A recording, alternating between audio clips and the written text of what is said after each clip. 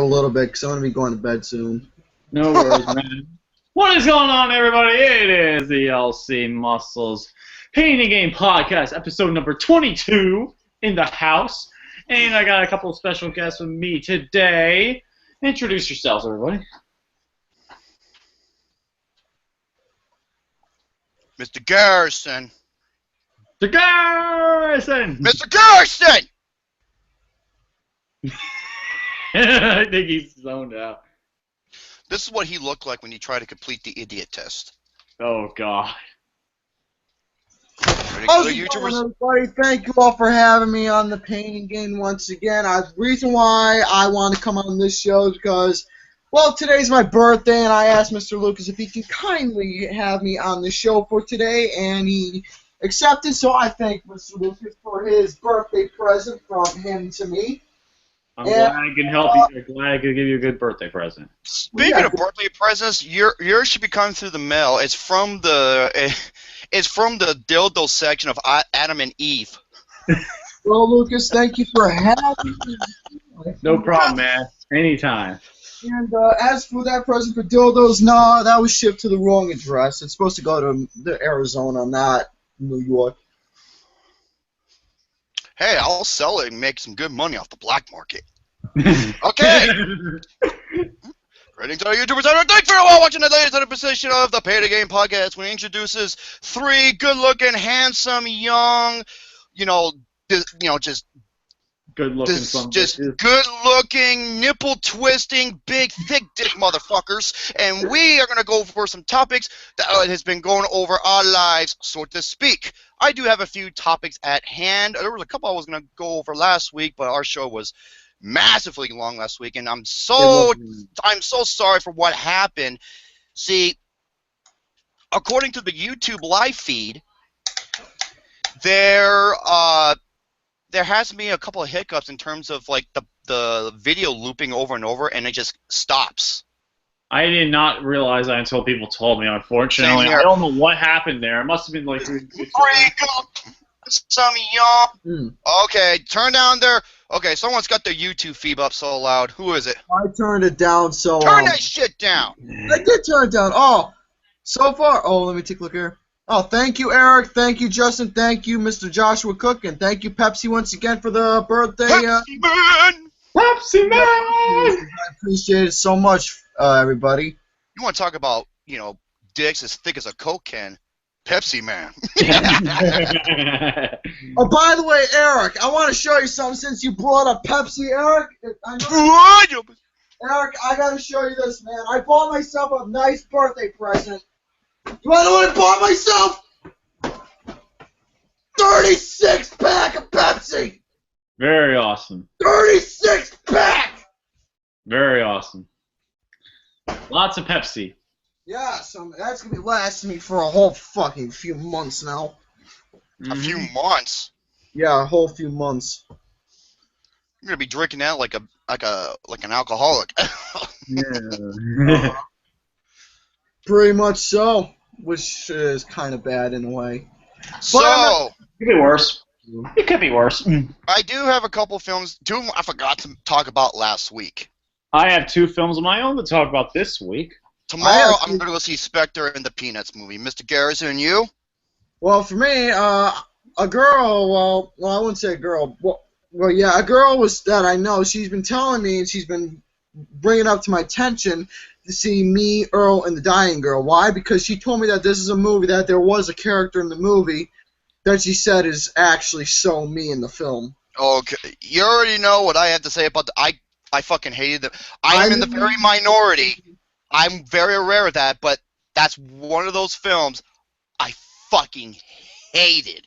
I hated this movie so much. I don't know why. Garrus. I already said Garrison. What do you mean, perhaps? Oh, what do you mean Garrison? Oh, shit, Garrison. Let me go to the YouTube feed, or the live feed, because let me see what they're saying in the chat. I see how it is. Okay, Faith, I love Dr. Pepper, too. See, the thing is, when it comes to, restaurants and whatnot, if they don't have Pepsi at restaurants, I choose Dr. Pepper. I love Dr. Pepper, too. I love all sodas, but Pepsi's just the main one. I love them all, except Squirt. I do love Dr. Pepper, though. But anyways, I was brought to my attention to see Me, Earl, and the Dying Girl, which I still need to see that movie. Yeah, Also, I might go like I to... said, I fucking, Go ahead. like I said, I fucking hated it. So if you and I have a different perspective, that's all right. But it's like I said, it's one of those films where it got so much praise, yet I do not understand why. Because I fucking hated that movie. I hated almost every character in that movie. I hated almost everybody in that Like I movie. said, I can't say nothing yet because I haven't seen it yet. Sometime by this week, I might go to the theater to see Spectre because they're having like a $2 coupon movie. Dude, you on? $2 something, I don't know. But I might go see Spectre sometime. I still need to see the Peanuts movie coming out. Basically, that's already on theater. I might see that. And pretty much, I believe that's all that I need to see so far. I know I am planning on seeing Love and Mercy soon. I'm planning on seeing Earl and Dying Girl soon. And I saw 2 movies this week. I'm also seeing Creed on Wednesday with Mr. Austin Putnam and Mr. Alex Putnam. I was under the great! And Austin, hey guys, Austin here. Hey guys, Austin here. Yep.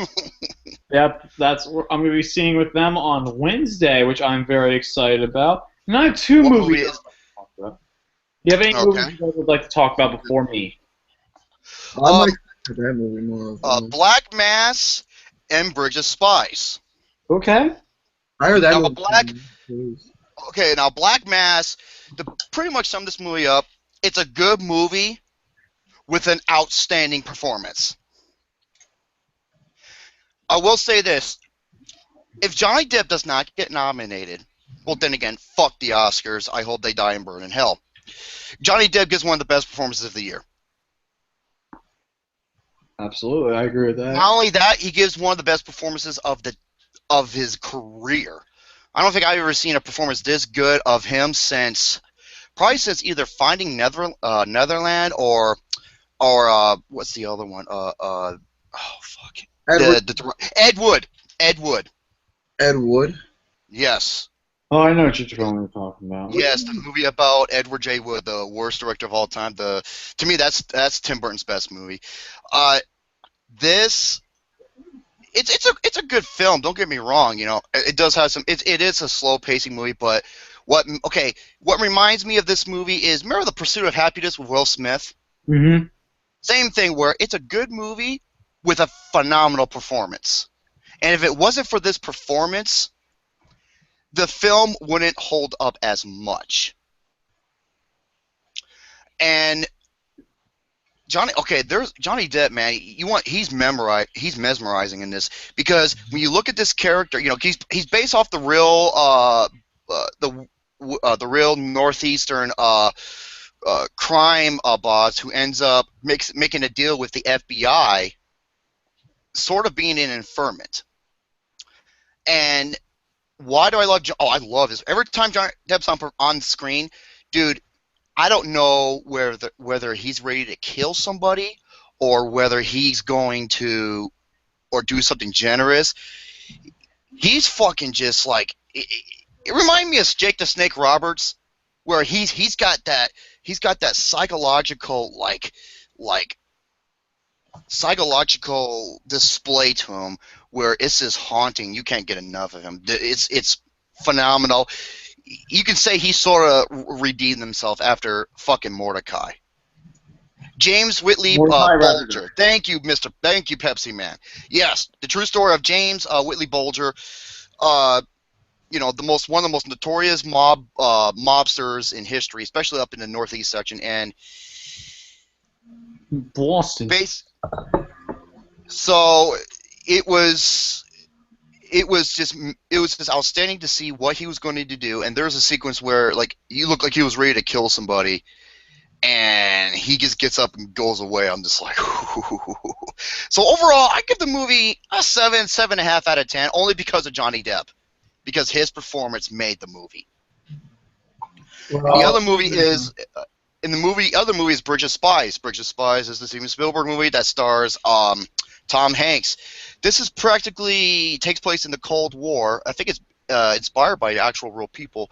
And the movie's like two movies put into one. Like the first half, Tom Hanks is a lawyer at a law firm who takes the job to defend this guy who's a spy for Russia. I think he's the KGB. I don't know if he was with the KGB or not.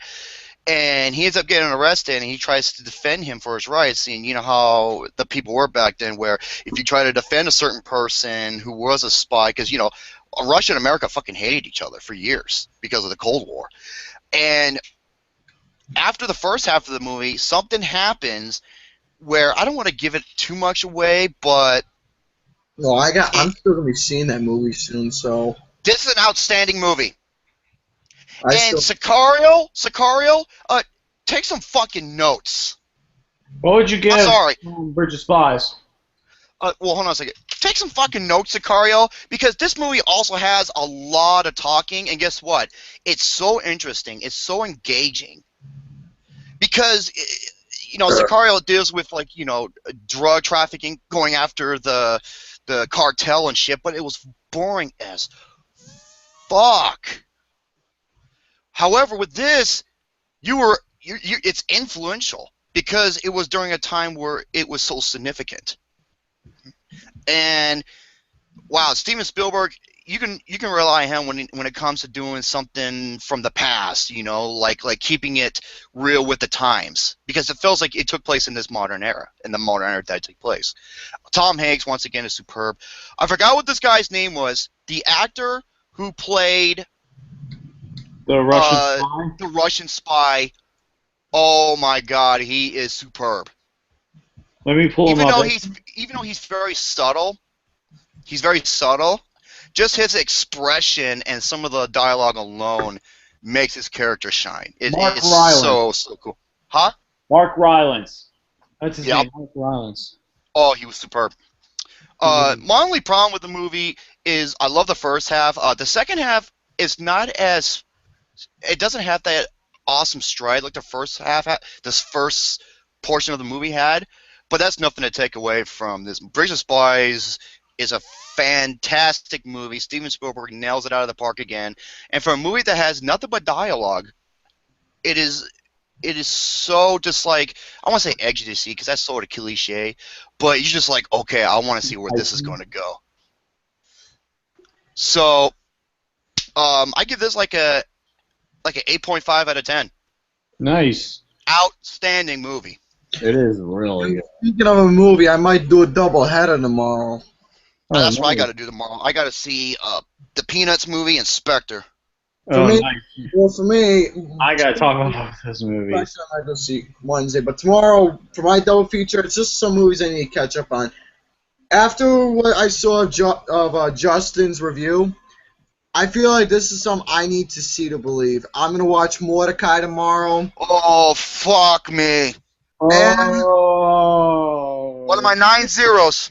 Well, the thing is, like I said, I saw Justin's review, and I'm going to check it out tomorrow so I can see it to believe it myself as well. I saw this in the theaters, and it was fucking god. I saw it in the theaters too. Trust me. How you think I saw it? Well, I'm going to stream it on the machine here, and also I'm going to see Me, Earl, and the Dying Girl tomorrow.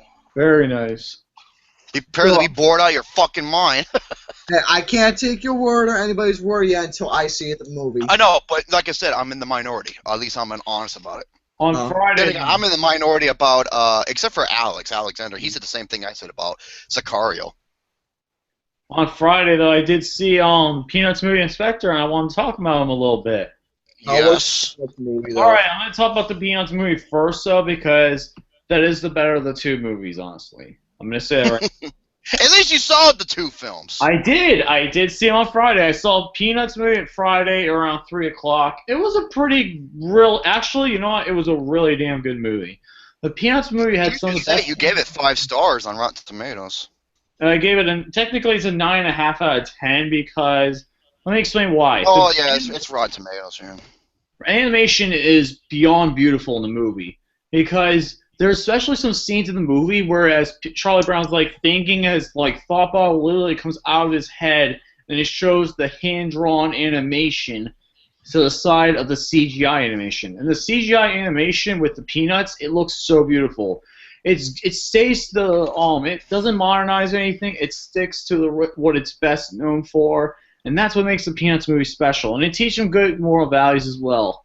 The best scenes in the movie, though, honestly, are the Snoopy and the Red Baron scenes. Well, please don't spoil some of the scenes, because I'm not spoiling anything. Well, it's in the trailer though. I'm just talking about what's in the trailer. Like if you could see it in the trailer, like the Snoopy and Red Baron scenes are really good. I'm not spoiling anything. The basic story is Charlie Brown. There's a new girl that moves into the Peanuts neighborhood, and Charlie Brown wants to get her attention. And it's like his first crush. That's pretty much mainly what the movie is. It's just cookie cutter. It's just the problem I did have with it is too predictable. Even though it is marketed towards kids, which is not a bad thing at all. It's a good to get a new generation. It depends, dude. Look at the Nut Job. Look at Ice Age's Continental Drift. Why do those movies suck? Because they were aimed for fucking 5-year-olds and under. Yeah, they were. But here's the thing with the Peanuts movie. What makes it better? Well, here's the thing. It really works because it sticks to the formula and it tries to introduce everyone, the new generation of kids, into the Peanuts movie. That's what it mainly tries to do. It tries to be like, it doesn't try and be anything big. It doesn't introduce anybody new. It just tries to be the same thing. It tries to be the same old Peanuts just for a new generation. And it excels. It blew away my expectations in the movie. It's either my third or second favorite animated film of the year. Well, here's 9 out of 10. It's the same rating as Inside Out. Because right now, Shaun the Sheep's my favorite. Then I say Inside Out because there was more comedy than Peanuts movie. So those are my top 3. But Peanuts movie, excellent movie, 9.5 out of 10. Well, here's the thing, though, about the Peanuts. For us guys, we grew up watching the Peanuts. Mm-hmm. We did. Obvious. All 3 of us grew up watching the Peanuts, so it was pretty much common, for a movie like that to be released, we can reflect to our childhood again. Because look at the Peanuts had the Thanksgiving special, the Christmas special, the Halloween special, the Christmas special that's well known for, the Easter, the I think they did St. Patrick's Day. They did a Super Bowl special. A Super Bowl special. Yeah, but like I said, we all grew up with the Peanuts, and I thought in pretty much this movie here, it's going to show that it'll reflect our childhood that we had growing up on the Peanuts, and it'll be great to pretty much see something that we all grew up on. And when I first saw the title card for the movie, it made me smile. The Peanuts movie. I'm going to be checking it out soon once it's on stream. I'm going to be checking it out and going to watch it. Excellent. But yeah, that's all I gotta say. Oh, plus I've been hearing lately that Steve Jobs. I heard that movie got taken out of a lot of theaters recently. That is one of my topics. Yes. We'll talk about that in a little bit, though, because that is one of my topics. I did want to talk about one more thing, though, real quick, and that is the Spectre. Because it is... Oh, boy. I gotta say this right now. It's my most disappointing film of 2015. It's my most disappointing film. But why? Your Okay, reason you told me why is absolute bullshit. I'm sorry. I'm calling it right now. The reason why was bullshit. I'm telling you, I'm going to explain everything in detail. Well, I'm not going to spoil anything. I'm not spoiling a single thing. No. From what you told me in the chat box on Facebook, why it was disappointing, I'm sorry. I'm calling bullshit, but I hope you can redeem for what you said. So go ahead. All right, I'll explain. Well, I couldn't explain too much everywhere because I was texting and trying to get home from like the movie theater, so I really couldn't explain that much. But okay, here's mainly here's a couple of problems in the movie. The first part of the movie, it is beautiful. Like how it mocks, how it tries to imitate the Birdman shot, like the Birdman shot in the movie. Like that's one of the big things a lot of people talked about. That was beautiful. It's like one of the best shots of the year. Like that was just excellent. How they executed it to perfection. It pretty much was the same as Birdman. It was that damn good. Like a one continuous tracking shot. There's a tracking shot in the beginning of the movie. This is what I've heard. That it was just like unbelievable. It is unbelievable. You've got to see it to believe it. I'm not spoiling a single thing. Then, okay, here's the big thing one of the big things I really really hurt me from the movie. Okay, the Spectre movie, the movie song by Sam Smith, "Writings on the Wall." It did not match those opening credits at all. It didn't match the tone of it because the Okay. tone, the trailer, like the opening credits, a lot of people have been hearing saying it's one of the worst ever because if you listen to the song and watch the video, watch the opening credits, they do not match up at all because Skyfall matched up perfectly. Quantum of Solace, even though it wasn't a great film, it still matched up. Then you had Casino Royale, which matched up really well. Spectre, it just looked ridiculous, honestly. It was a really weak opening, and the problem was a lot of people are comparing. There is a lot of it looks like there's a bunch of tentacle stuff going on in the movie. It's like comparing Well, one to that's the opening credits. Now I understand that's a redeemable the aspect towards the Bond series, but no, the opening credits is one thing. How is the movie in itself? I was going to get into that, but yeah, the opening credits did take me out a little bit of it. But the movie itself, okay, the movie, it does a lot of things that are really unfortunately wrong. There's a bunch of instances, especially during one of the early fight scenes, that shaky cam is absolutely ridiculous. The shaky cam just gets, it literally messes up my eyes. I'm literally trying to follow him like, oh god! See, that's interesting because I remember in Sky, it's directed by the same guy. Is it the same? No, same cinematographer. I do not know, unfortunately. I don't because remember. that was done by I forgot what his name was. He's one of the absolute greatest ever. Roger Deakins. I don't think it was him. I think it was. It was Roger Deakins who did Skyfall. That's why that movie looks like flawless. Yeah, I don't think Roger Deakins did Spectre. I don't think that could be. Oh. Yeah, okay. because there are 3 scenes in particular that had really bad shaky cam, and it was it hurt trying to follow the shaky cam. Unfortunately, me and my friends, I saw this with Mr. Casual. I know I saw this with Mr. Casual, and and his friends because Alex and Austin saw on the screen, and I didn't go because I saw Spotlight. But yeah, there was a shaky cam. The problem. Okay, here's another problem. The movie though. How is it? Wait, hold that thought. How does the shaky cam compare to what I believe is the worst so far this year, Taken 3? It's slightly better than Taken 3. Okay, saying slightly is saying a lot. That means okay, this is bad because Taken 3 has some of the worst fucking editing and shaky cam I've ever seen in a movie. Yeah, it is really bad for Taken 3, but it's not as bad as Taken 3. No, okay. Not even close. But you said it was slightly better, though. It's very evident, and it really hurts. Sometimes it really hurts. Okay, continue. Hold on 1 second. Oh. Yeah, night. See you later, Mom. I love you. All right. Sorry about that. My mom was singing night. Oh, that's so sweet of you. Yeah, that's my mom. Oh, I love my parents. Okay, I love my parents.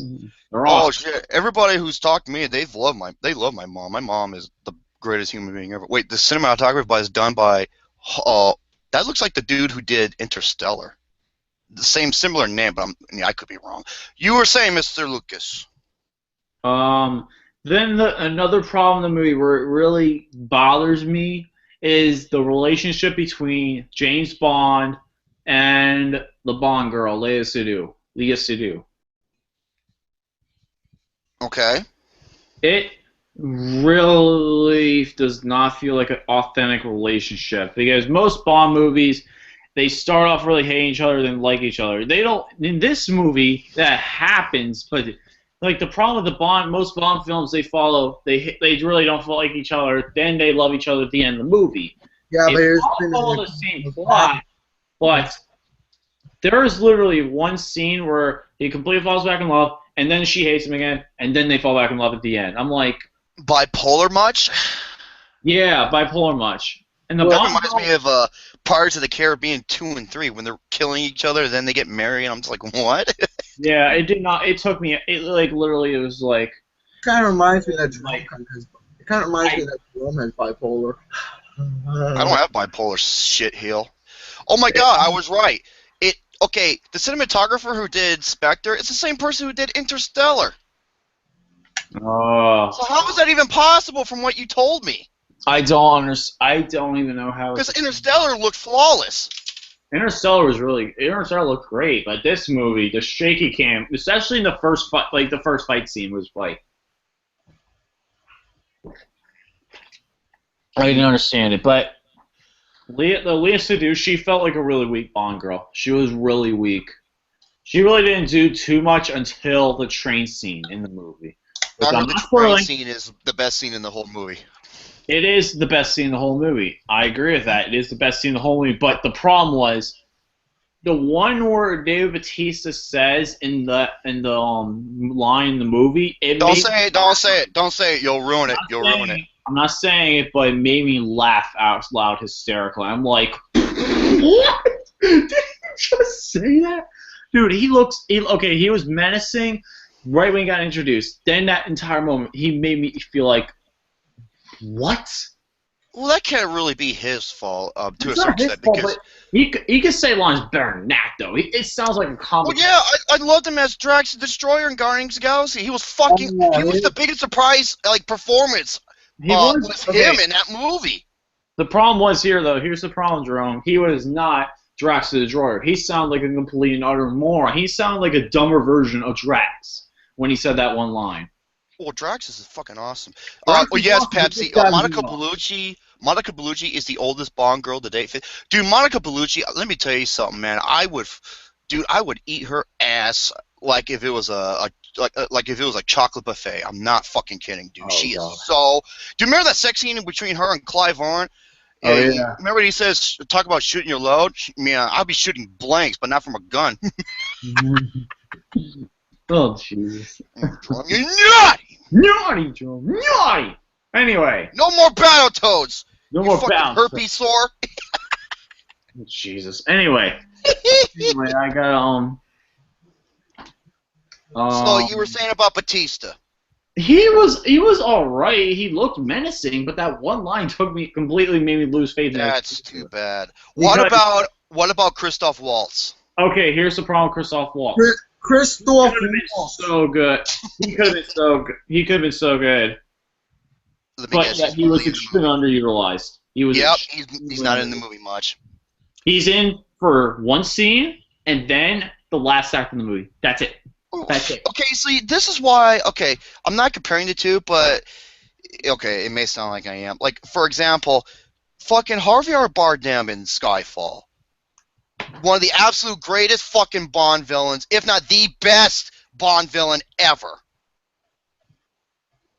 I said it before. Skyfall to me is not only my favorite; I consider it to be the best Bond movie ever.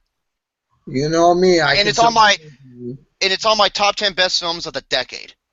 It was that fucking good. I couldn't believe it. Well, what you're saying is interesting because I don't want to compare it, but all my friends said it was really good, and they don't understand some of the hate it's getting.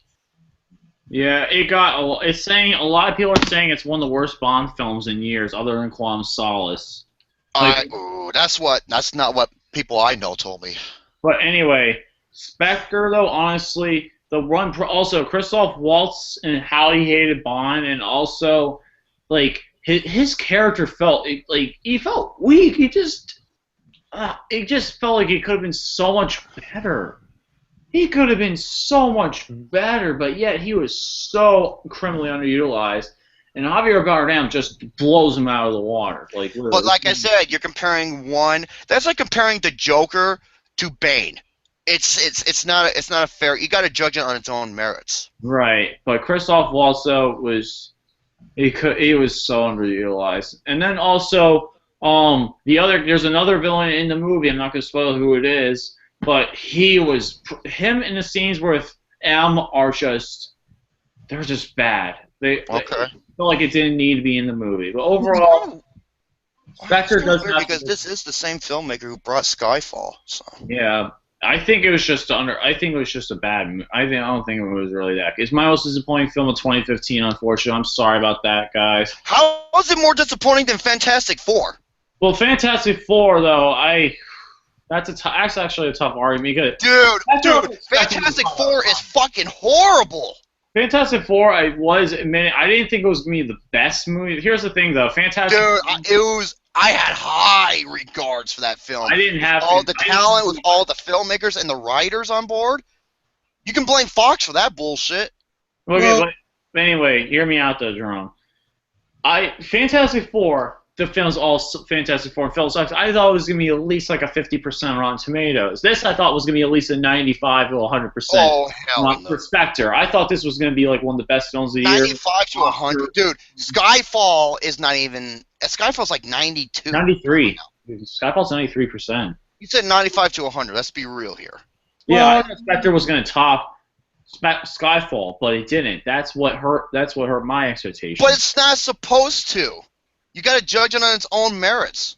I know, but it's one of my Fantastic Four. I knew it wasn't going to be the best film, but it could. I had so much hope for that. I didn't have the highest hopes. I didn't have as high hopes as everybody else did, but overall, I say Spectre is a 6 out of 10.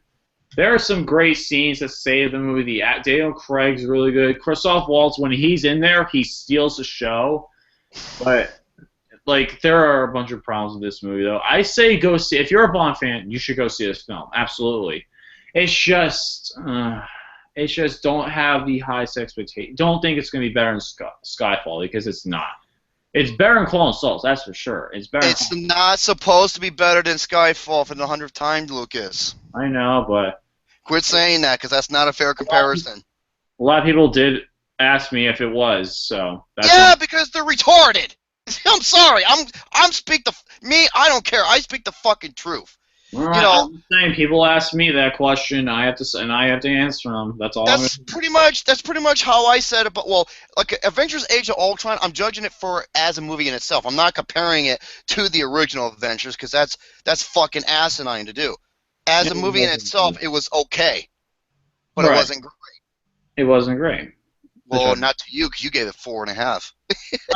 My ratings decreased. Man. Oh, I wonder why.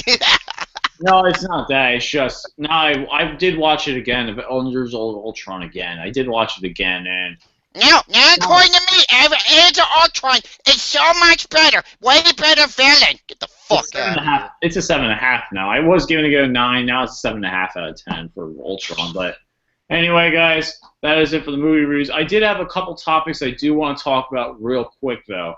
Danny Russman did request this one topic, and I did want to get your guys' opinion on it. Danny boy! Okay, what do you guys think of the police union banning Tarantino, boycotting Tarantino and Hateful Eight because of what he was doing? Tarantino, he was at the rally. What do you guys think of that? I don't even know, to be honest with you. I don't really know what to think of it. I really don't. Gary, what do you think? What? What do you think about that? Gary, will you pay attention? What? God damn it, boy. What the fuck are you doing? Quit playing wrestling games or whatever you're playing on the damn TV. I know you're playing a wrestling game or some game on your TV because your screen keeps lighting up and off and you have the whole damn room off. You look like you're masturbating to something. Wow, I didn't know Romy was on his period today. But anyways, what was the topic again? Period. It's the police union boycotting Twin Tarantino's film, The Hateful Eight. Because of what Tarantino did. Because he was at a police brutality protest thing, like protest rally. So. Okay, since I don't really know much about this situation, I can't really say much about what was going on. But in a way, for what Quentin Tarantino did, the guy's always gotten himself in trouble for a lot of stuff. So pretty much I can't really say, oh, I was expecting this to happen, because the guy's always got himself in trouble a lot before. So why even bother saying anything clearly? Oh, he's got himself in trouble again. So why even bother saying anything? I had nothing. Got nothing, Jerome? Well, about the police brutality. Well, then again, I remember the police tried to do the same fucking shit to Straight Outta Compton. Yeah, which did not work. Which is fucking stupid, because that's exactly what the cops did to him. Mm-hmm. That's what they did back in those days. Which is ridiculous. Hypocritical fucks. Yeah, the police officers, you guys gotta stop freaking being like, oh, we're going to boycott movies because... Dude, that's okay. Boycotting a movie. No, you know a movie you should boycott? Knock Knock. Go boycott the other woman. You want to boycott a movie? Terrible movies, not good movies. That's all I No, got. go boycott Knock Knock because of what it stands for. That sexist piece of shit. No, better yet, police officers. Do some police brutality, get out your batons, and beat the shit out of Eli Roth and film it and send it to me. You will become my heroes. I don't know if that'll happen. That's not a police brutality. That's serving and earning the public trust. Trust me. You want to know a movie they should boycott? What? Pixels. Yep. Well, Boycott Pixels. Or The Ridiculous Six. For me, I don't care for oh, I saw that trailer. I don't call it that. I call it the retarded six. The retarded six. That movie can go fuck its own face because I'm not wasting my time with that bullshit because it's a Netflix exclusive. It's not a main theatrical release, so it could suck its own ass. pretty much I did see the trailer myself. All I'm gonna say is for like a Western quote unquote type theme that Happy Madison's gonna be doing. I'm gonna say is for an Adam Sandler and Western. It's pretty much the most stupidest idea I've ever heard. Gary, I saw the trailer because I think one of my friends posted it on his timeline, which means it'll show up on my timeline. I saw it. It is one of the worst fucking trailers I have ever seen. I saw it too, but here's the thing though. Anybody who finds that shit funny or redeemable, you know what I want you to do? I want you to go into a big empty metal container, mix a lot of concrete in a dump truck, and dump it on you. I had nothing to say. No, I got nothing to say either. No, Perry, jump off a building without a parachute. Side West Part 2.0. Faith, I know exactly how I feel about Knock Knock. It's my #2 worst film of the year. Anyways, guys, another one I want to talk about real quick before I get another person on the show is what do you guys think of Steve Jobs getting pulled from 2000? Okay. No, to all you fucking Happy Madison fucktards. No, this is what I want you to do. Go to the tallest building. Yeah, seriously, go to the tallest building with no parachute, jump, and rid your world of the existence because you'll make it a better place. Dang it. That's right, I'm fucking going there. Come on, Happy Madison retarded fucknuts. Come after me. I'm daring you. Where's my fucking bats? Where's my fucking metal bats? Where's my fucking bat? Here it is. You see this bat? Right here. Never come across my path. Oh, Joe, let them have their opinion, Romy. Let them have, fuck you and your opinion. You can shove it up your bitch Happy Madison ass. Like the Boycotts. No, hey, at least Boyhood is a decent movie. No, nothing is good from Happy Madison fucktards. Swear to God, I wish the President of the United States would hit the nuke button to blow up that son of a bitch studio into ashes. Speaking of, so I can go over there and use it like a cat litter so I could take a shit and piss on them. Because that's all they're good for. Speaking of presidential, okay, there's something I actually want to talk about right now that's been bothering me. Speaking of presidential, fuck Obama and fuck Hillary, bulldog bitch-ass face. Wait, guys, we forgot to talk about the main topic I just addressed. Real quick, then you guys can get your own topics. Real quick, then I'll be quiet for a little bit. I'm gonna be too busy eating my enchiladas. No, I already ate my enchiladas. I actually made good enchiladas tonight. You actually did make enchiladas, and I was fucking dying. Anyway. Yeah, go ahead. What do you guys think about the Steve Jobs getting pulled from 2000 theaters? That is a damn shame, man. And it just proves my fucking point. I even said this on Austin's timeline, that it just shows you how and why Gary, what the fuck? Look at Gary. I don't know what he's doing. I think Gary, he's bashing his head against the wall or what dancing. in the butt fucking tap dancing hell are you doing? He looks like he's giving himself a lobotomy. I'm just being me right now. You look like you're giving yourself a lobotomy. Well, then again, that's not saying much with that empty head of yours. Well, there's nothing really in my head that I think about. Exactly, there is nothing in your head. That's why you only completed one of the idiot Hey, tests. Romy, you want to know something that is in my head? I'll tell you what's in my head. You know those little monkeys? Yeah, my cock. You know those little monkeys those little like toy monkeys that clap like with the symbols and all that. Them little monkeys. Yeah, it looks like Mr. Casual doing that. That's what's in my head right now. Is a freaking. And a boyhood. Ding, ding, ding, ding. You know, yeah. Okay, Steve Jobs is being pulled out of over 2,000 videos because the general public don't want to see those movies. Fuck the general public! I've been saying it for years! This goes to the same thing about the movie Dread, Warrior, Rush, Cinderella Man, The Descent, The Iron Giant, and many other fantastic movies. They never went to go see them. Bull crap. Yeah. Wonderful. Fucking Bull wonderful. crap.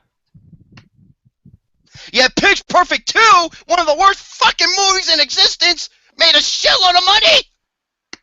It was a movie that was just one of those movies that made me just sit there and not give a shit anymore. Elizabeth Banks, as hot as you are and as good as an actress you are, don't you fucking ever make another movie! You suck asshole juice! Asshole juice.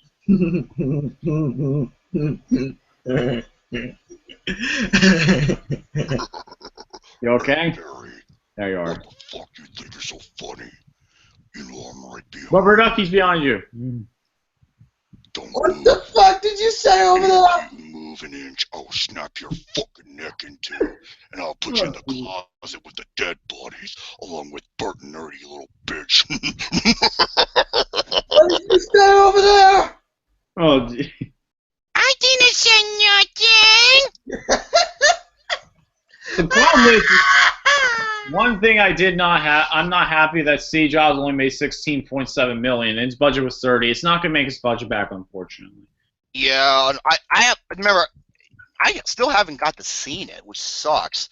And now I may not be able ever to go see it now, but Michael Fassbender does a great choice. Great. I heard he gives one of the absolute best performances. He does a great performance. Absolutely. And I love some of the comments in Austin's thing is like, well, the reason why the general public doesn't want to see it because they're just not interested. Fuck off! If it's a good movie, go see it! The only reason why I haven't gotten to see it because I haven't been to a theater since I saw The Martian and The Walk. Oh, you know me, folks. I am never going to the theater.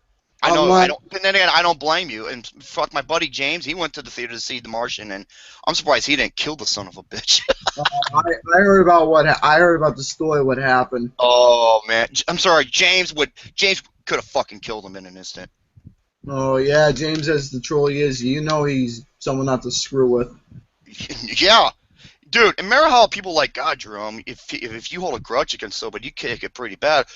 I'm nothing compared to James. Shit, I'm just a fucking fly that's caught in the web, okay? And guess what James is? James is the fucking spider! Mm-hmm. Well, of course he's a spider. Spider! Spider. Okay, what? Yeah, I think it's pretty devastated, but... Same here. What topics do you guys have? I want to hear from you guys. Yeah, my topic is I still want to know why Romy is so freaking fat. That's the one thing I understand. It's not about his cock, it's about his weight. I want to know why he's fat, though. I tell you why, because he knows that I have a thick cock, like a Coke can-sized cock, and he knows that it's fat, and therefore they made a movie about Gary after I got done fucking his ass. It's called Black Mass. Black Mass is about his big gaping asshole. I heard they used it in the movie Interstellar. Oh, Jesus Christmas. You want to know something? James is to Jerome, and Jerome is to me. That's what it is. It's exactly what it is. It's a freaking timeline. That's what it is. It's one of those lines. That's what this shit is. Fuck. As for Steve Jobs, I don't know if they took it out of the theaters at all here in my area. I still need to see the movie. Because I heard it's a good movie that the fans enjoy. I heard it's not doing so good in the box office still. But guess what? If it's not doing good in the box office, guess what? In a way, how can I pull it in a way where, you know, it's doing bad in the box office and the fans like, but mostly for the box office, how can I pull it in a nice, simple way? Fuck off! That's all I can say is fuck off! Oh yeah. Did you guys want to know the box office for this weekend? Yes. I know the box office this weekend. Let me pull it up. Okay, You well, Pepsi.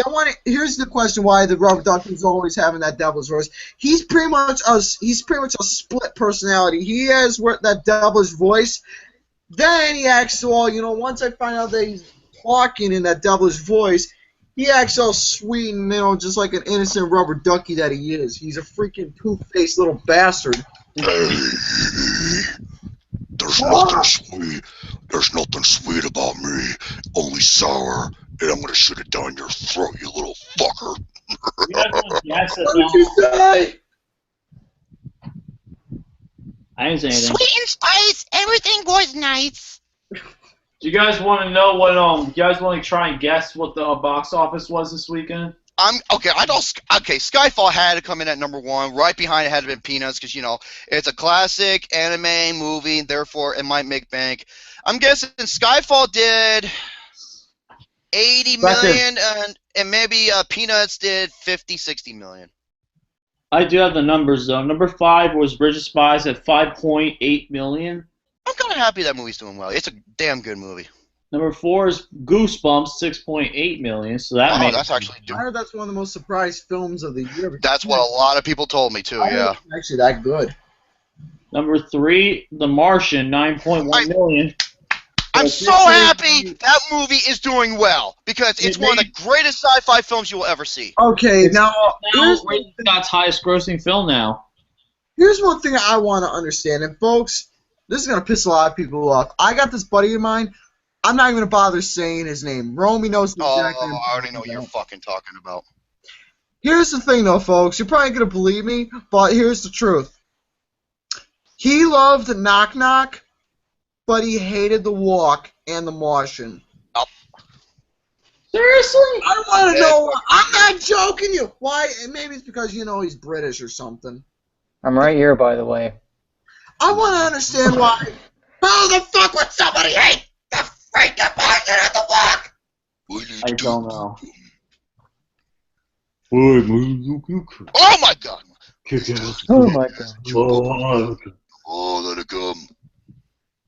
That's what I want to know. I want to know. Wait, what are you guys talking about I was again? talking about a buddy of about, mine who box is office. a movie reviewer, and Oh, I was box saying office. that he has opposite views than we have. He enjoyed Knock Knock, but he hated The Martian and The Walk. Martian! And who has that person? I might ask. He I'm not gonna bother saying it on camera. I'll say it off camera. but I'm not gonna bother saying it on camera. I did have this one link I want to talk about. It was the 12 films that the general audience didn't understand Wait, quite we gotta finish the well. box office real quick. Interstellar's one of them. Interstellar's one of them, Jerome. You know what? I think it was on there. Jerome, And then I think it was Memento. I love Memento. Well, if anybody wants to know who, I'll talk to the people in the forum about it. real quick.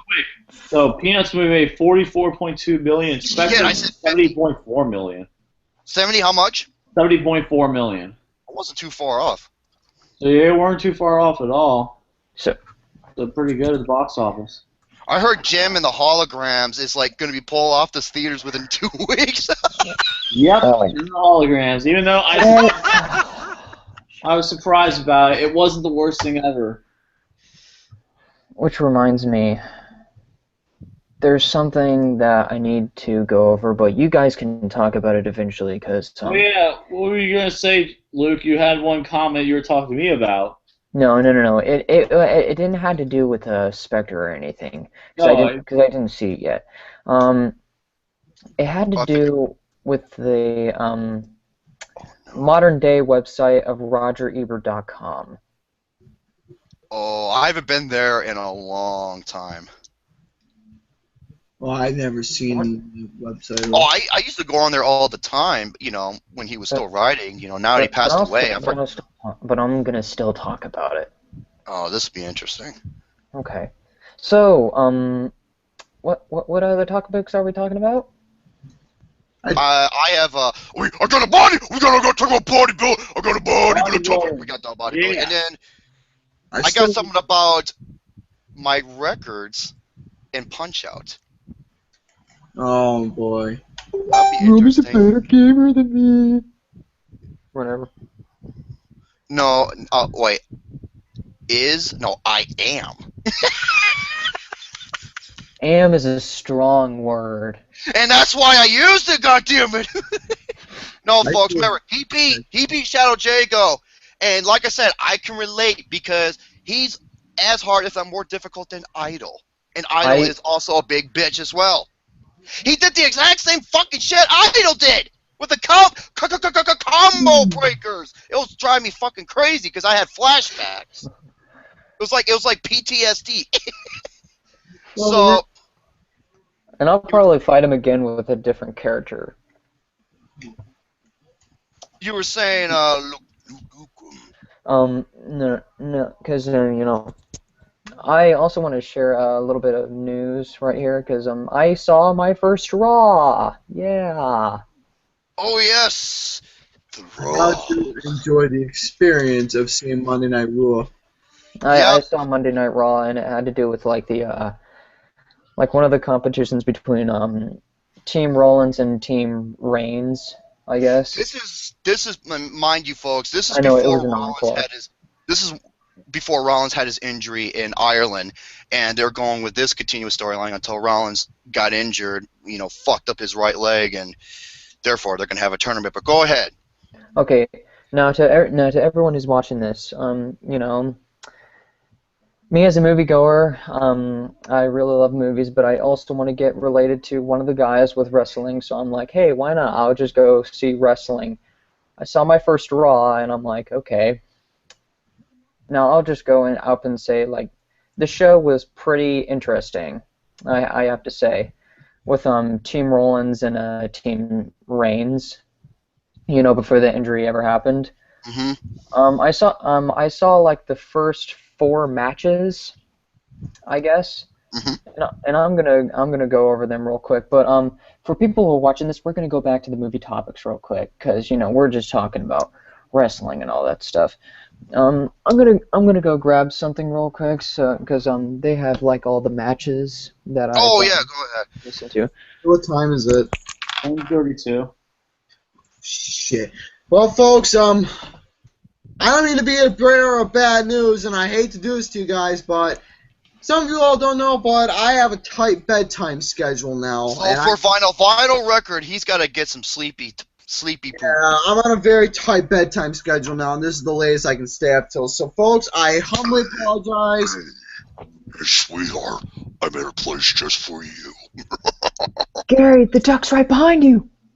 Ducky, I'm not in the fucking mood, alright?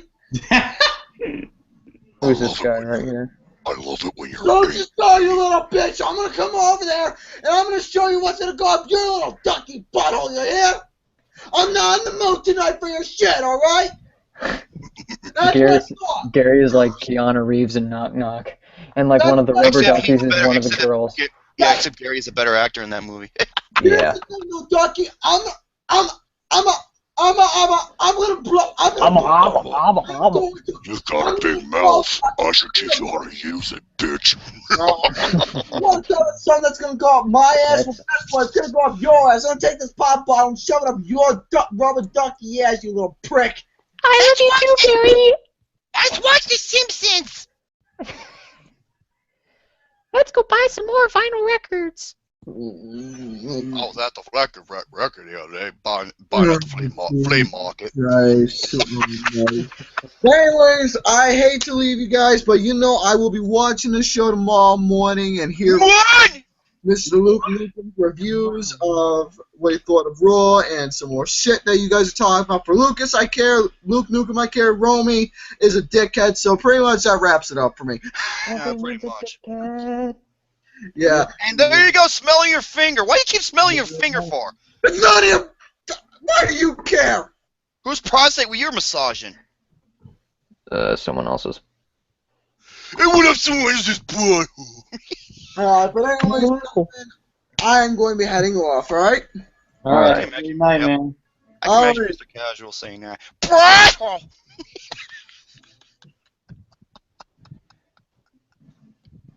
Okay. Yes, about the raw.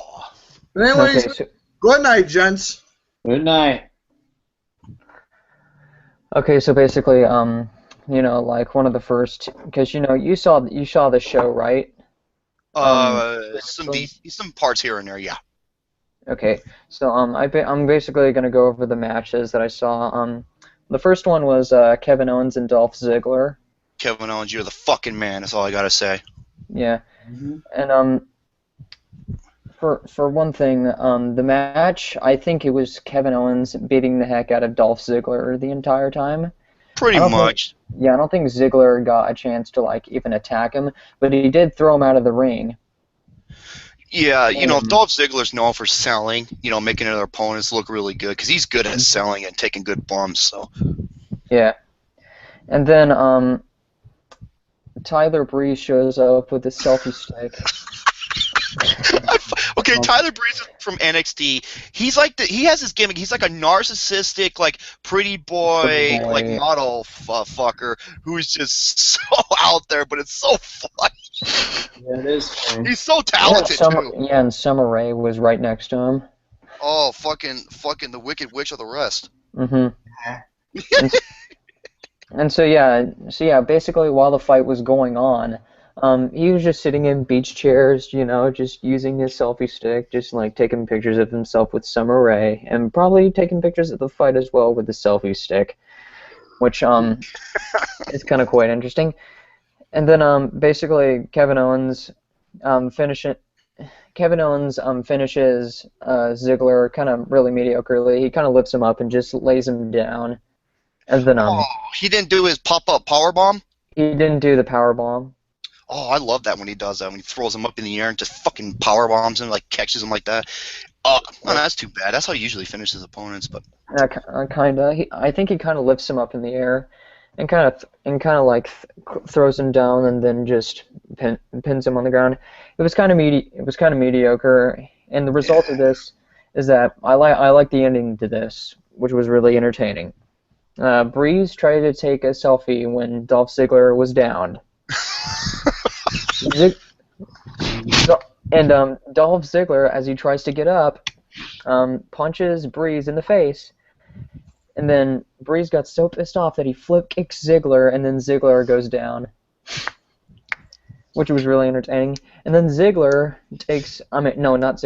Tyler Breeze comes in with Summer Rae, and then takes a selfie stick. Jeez. Oh, fuck, I bet you the picture all the selfies. And yeah, because that's basically his gimmick.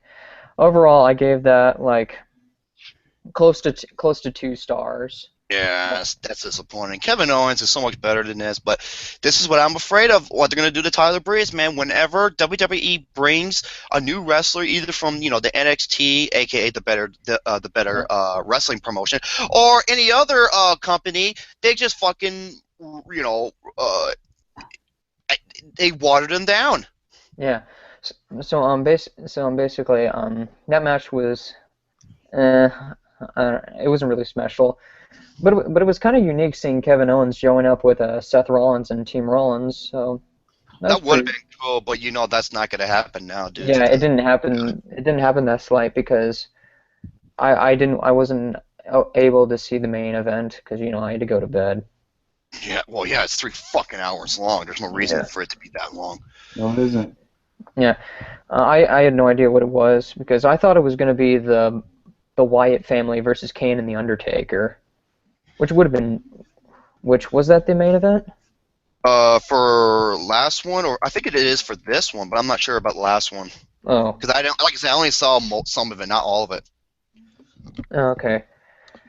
So then, the next match, Cesaro versus The Miz.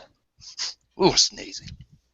Cesaro, oh, I love Cesaro. And Cesaro does this thing to where he actually Okay, the match begins with Miz being like a stalling bastard because Cesaro was about to hit him, and then the Miz like, whoa, dude, you can't hit me right just yet, and I'm like, God, dude, come on, fight, you prick.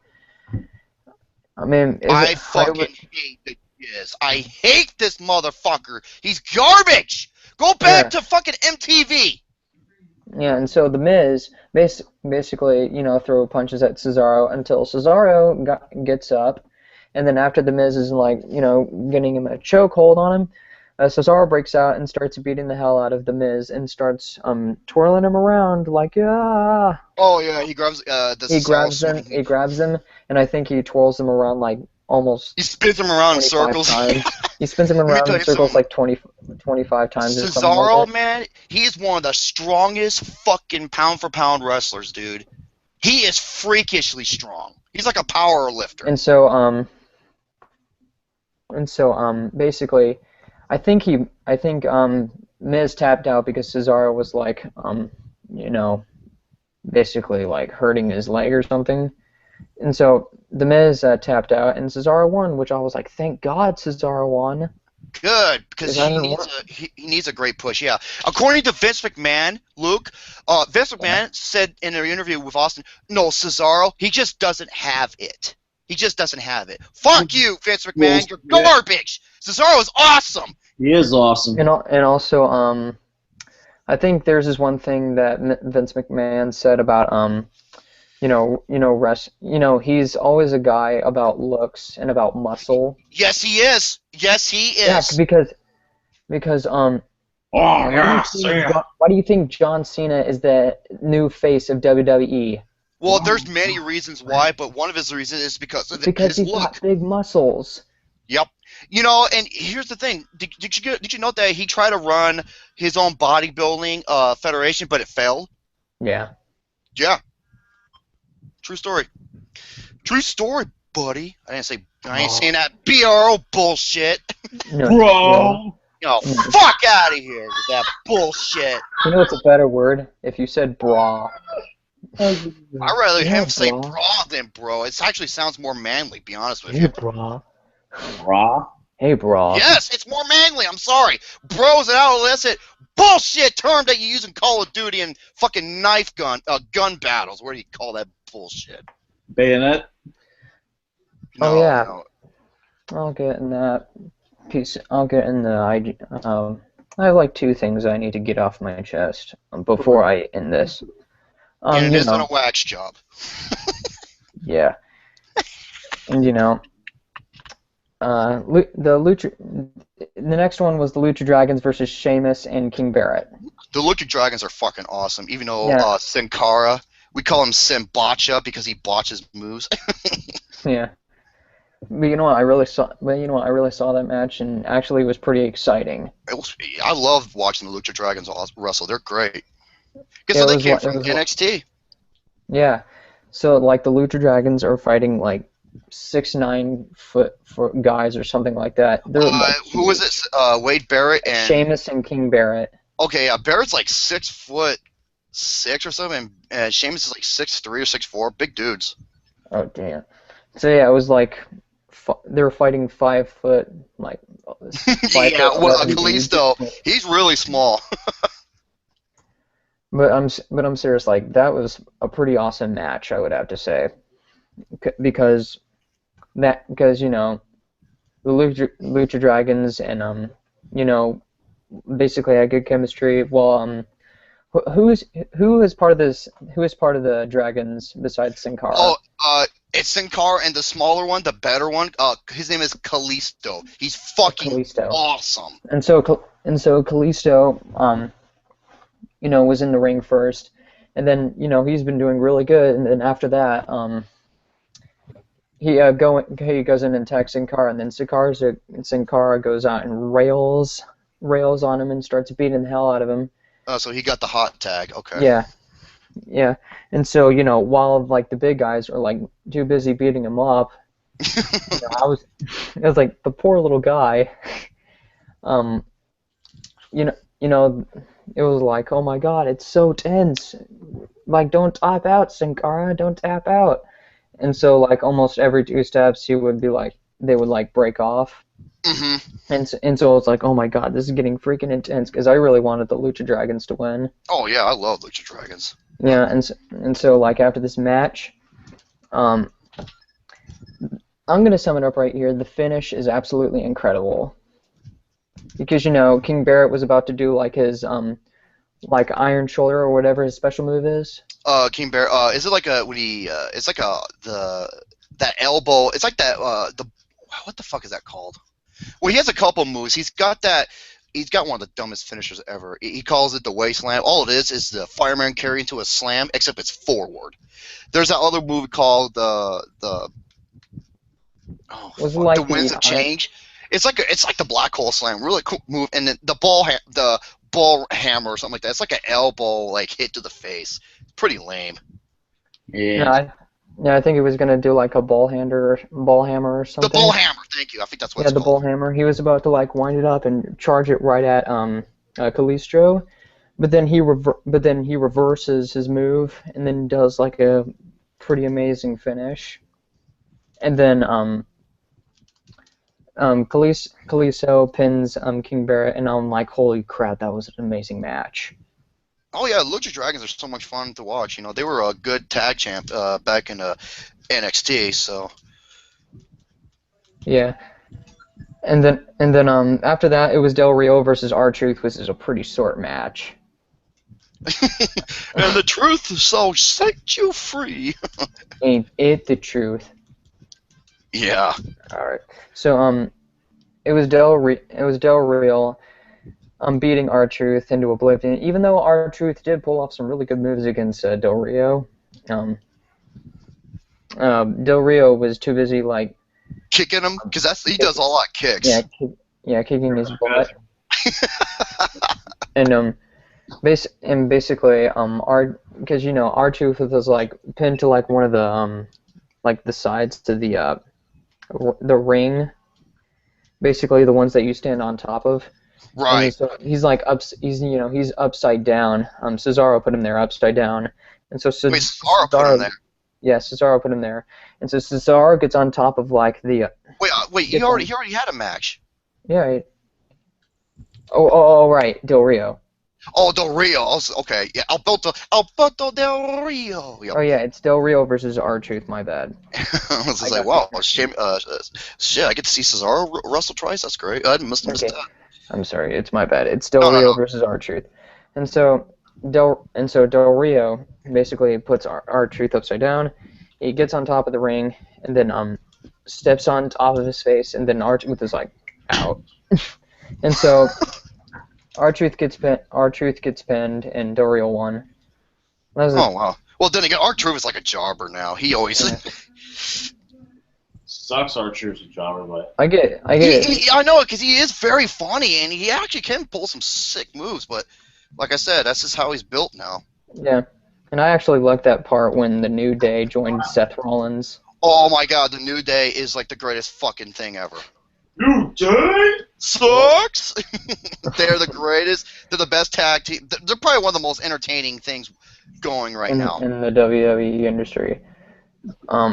And then the next one was the 4-way Diva match. Man, and we're talking about wrestling a lot. And so it was we talk about wrestling here right now. Yeah, so it was the 4-way Diva match with Becky Lynch, Sasha Banks, Brie Bella, and Paige.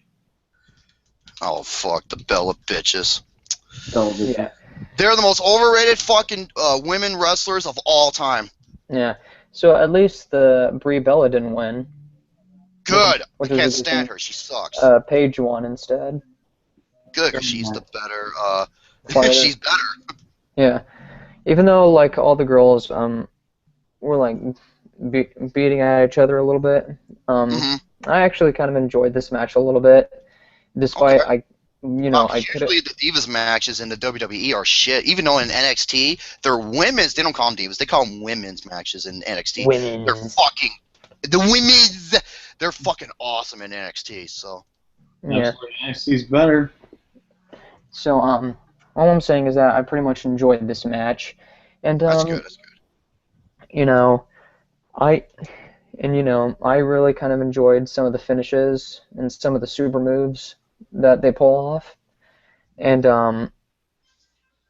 the one thing that I could have really enjoyed it is because, you know, I had to see commercials over and over and over again because I was like, I want to get back to the action. Oh, that's the one thing I hate about Raw. There's so many fucking commercials, and they always do it in the middle of the match. Yeah. You don't see We'll be UFC right back. doing that shit. More John Cena versus whoever in a minute. Yeah, I know. Oh, It's like fucking bullshit.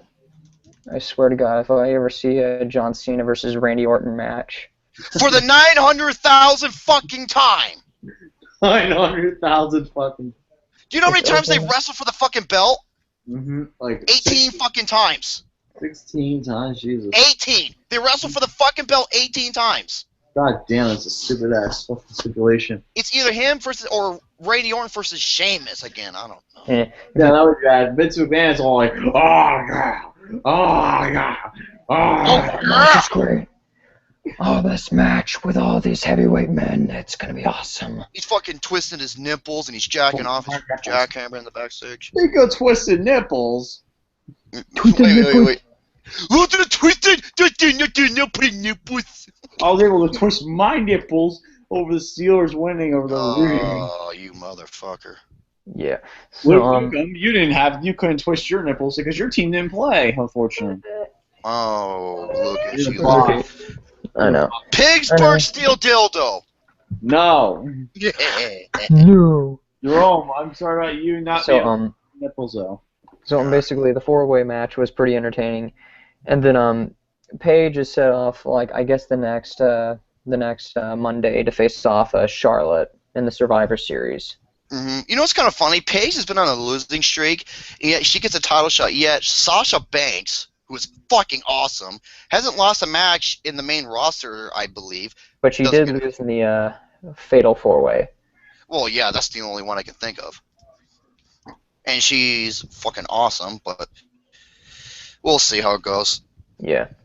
So basically, I think that's when I stopped watching Raw because you know it was like late at night. It was like 1 a.m, so I had to go to bed. Remember what Triple H said in an interview with Steve I'll Austin? make it The first thing he would I'll make do it 2 hours is- instead of 3. exactly, he would make it back to 2 hours. All right. So what's the next thing we're gonna talk about? Oh yeah, remember the okay? What do you want me to talk about? The Punch Out records or the bodybuilder? We're gonna talk about bodybuilding. You can do the Punch-Out Rakers. I gotta make a quick rant about IGN Oh, because of what that's because of gonna what be they very. did. That's gonna be very easy, very fucking easy because Yeah, it's IGN. IGN. Basically, You know what IGN's like? They're like Entertainment Weekly. They have great coverages and like upcoming, like articles, but their But the reviews reviews are suck crap. ass. They suck. especially this one, which I know you're especially wrong. the ones that I'm gonna Wrong. go over real quick. You didn't. Yep. Ass. And so, why don't you go over your Yes. Now, everybody knows me that I'm an okay Mike Tyson Punch-Out player. There's an okay one. okay. No, you're definitely better than okay. I'll go as far as say I'm one of the best in the world. I don't think I am the best in the world. No, that belongs to people like Matt Turk, Sinister One, and especially Zallard One. Where do you think I learned all of my strats and everything? From Sinister One and Zallard One. All the buffer strats, all the timing, all the certain strats to take down enemy quicker. I learned from those two guys. If you want to show off by looking like you're the best, you gotta learn from the best, and those two are the best, including Matt Turk. You probably thinking who's Zallard One? Zallard One is the king of Punch Out. I think he holds every single record for every fighter in Mike Tyson's Punch Out, Super Punch Out on the Super Nintendo, and the Wii version. He is retarded good. He's the only person in history to hit every single frame perfect hit on Mike Tyson. And each of those frame perfect hits is 1/60th of a second. Jeez. 1/60. That's pretty badass. That just shows you how retarded good he is. So yeah, you're probably thinking, well, how come you don't see too many No, you lost your audio. Drum will come You can only back. really come back. Yeah, your audio like cut out for a bit. Oh, it did? Yeah. How about now? Oh, Jesus. Right now. Oh, Jesus. Maybe. What happened? There's a new Star Wars Battlefront TV ad featuring Anna Kendrick. And Kendrick. Who was in Pitch Perfect 2 and Twilight.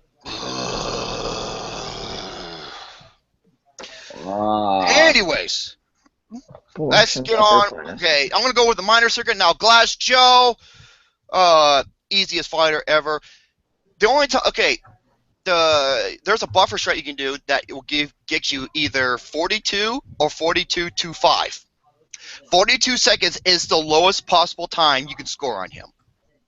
So there's no way you can break that record. Von Kaiser, I managed to, with the strat that I use, I managed to get it frame perfect to get it down to 37.61. I think that is the lowest I can possibly get with the strat I use. I've seen people who have gotten a second or so faster than me, but I don't know that strat. And I've seen it on a Taz, too, a tool-assisted speedrun. Piston Honda 1. My fastest time is 44.61. The way I got that time is it's because there is some luck play to it because sometimes their patterns can be different, which will allow you to do more damage. Normally, I can get around 47 to a 50, around 50 seconds. I got a 44.61 because he gave me the perfect time. So 44, the perfect, the lucky strat. Next up. The major circuit, Don Flamingo, the fucking Fandango. Flamingo. Sorry. He actually does do the flamingo dance when he comes down. Okay, I 14 seconds, 0.97. That is the lowest possible time you can get on him. You can't go any lower. Yeah. Everyone's favorite, King Hippo. I love boyhood.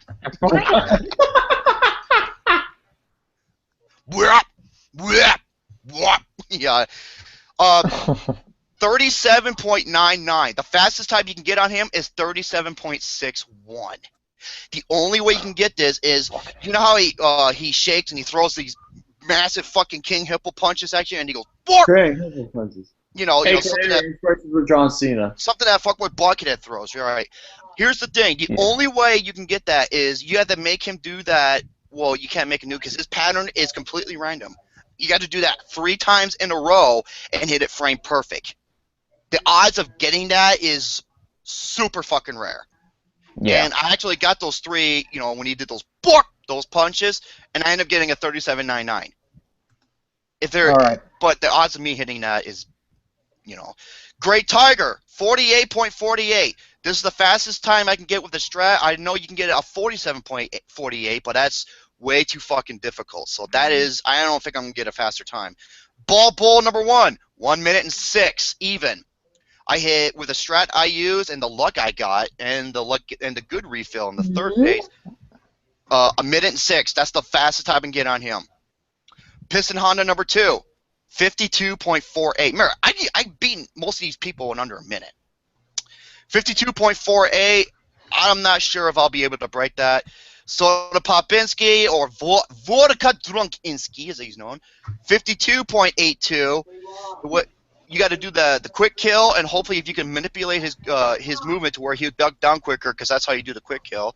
I don't know if I'll get a faster time. Ball Bull 2, 1 minute 27.97. I don't think I'm going to break that time because there was a punch where I hit him in the face and he didn't block, and I got me a star. That punch is 1/16th every time, and I got lucky there. So I don't think I'm ever breaking that. Don Flamingo number 2, 1 minute 39.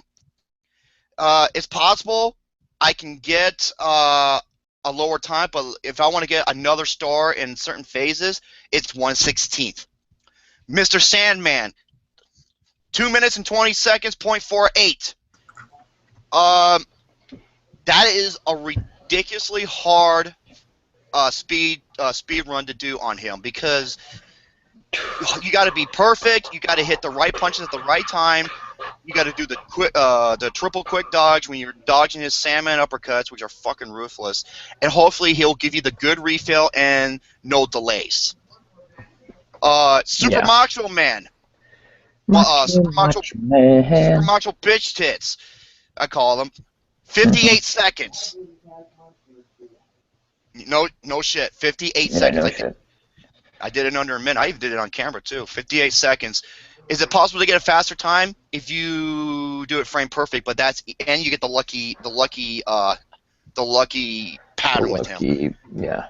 And then the last one, Mike Tyson. I beat him in the first round. I've only done it twice because the only way to drain more health is to hit those delayed frame perfect hits, and those are 1/60th of a second. 1/60th.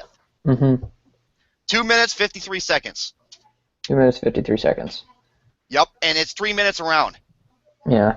The only way you can knock down Tyson in the first round, you have to knock him down before at 1:06 or lower. The second knockdown has to be 2 minutes and 4 or lower. And hope to God that you do not get hit and you hit every regular punch, like dodge and counter, as fast as you can. And that's how I got to 253. Okay. So that's why you don't see too many updates, because I can't simply break them anymore, because that's about as low as I can possibly get with, other than maybe Don Flamingo 2 or Mr. Sandman if I'm lucky. That's why you don't see too many stuff. Yep. So there you have it. And I wonder where Lucas is at right now. He's probably go taking a protein shit again. Yeah. He's getting a second plate of enchiladas. Yeah, that he ordered from which is kind of funny. Cabana. That's what's kind of funny, because that's what he had for dinner. He even showed a picture. I wonder if they're from Taco Cabana. I don't know. He said he cooked them, but you never know. And when I saw that, the first thing I said was, enchiladas! I was the first one to comment, and guess what? Everyone said the same thing. I was like, Jesus. Oh yeah, there you have it for Mike Tyson. I want to wait till Lucas gets back so I can. So that I can talk about two categories that. Actually, I'm gonna share this really short story real quick. So there's this guy at a game store. Actually, I think he went to Best Buy, and this is actually a real event, people. This actually came out today. News came out today. There's a guy who, I'm not kidding about this, went into a Best Buy, went into like some gaming store. He then looked at a PS4 box, and then when no one was looking at him, everyone was just doing their business, he started masturbating to that PS4. God damn, whatever floats his boat. No Jesus joke. Christ. No joke. I mean, if you can actually look up articles and like. I hate to be the poor bastard who's gonna buy that box. I think there's like an actual footage that a guy actually jerks off to a PS4. What the fuck? That's messed up, man. Actual real event.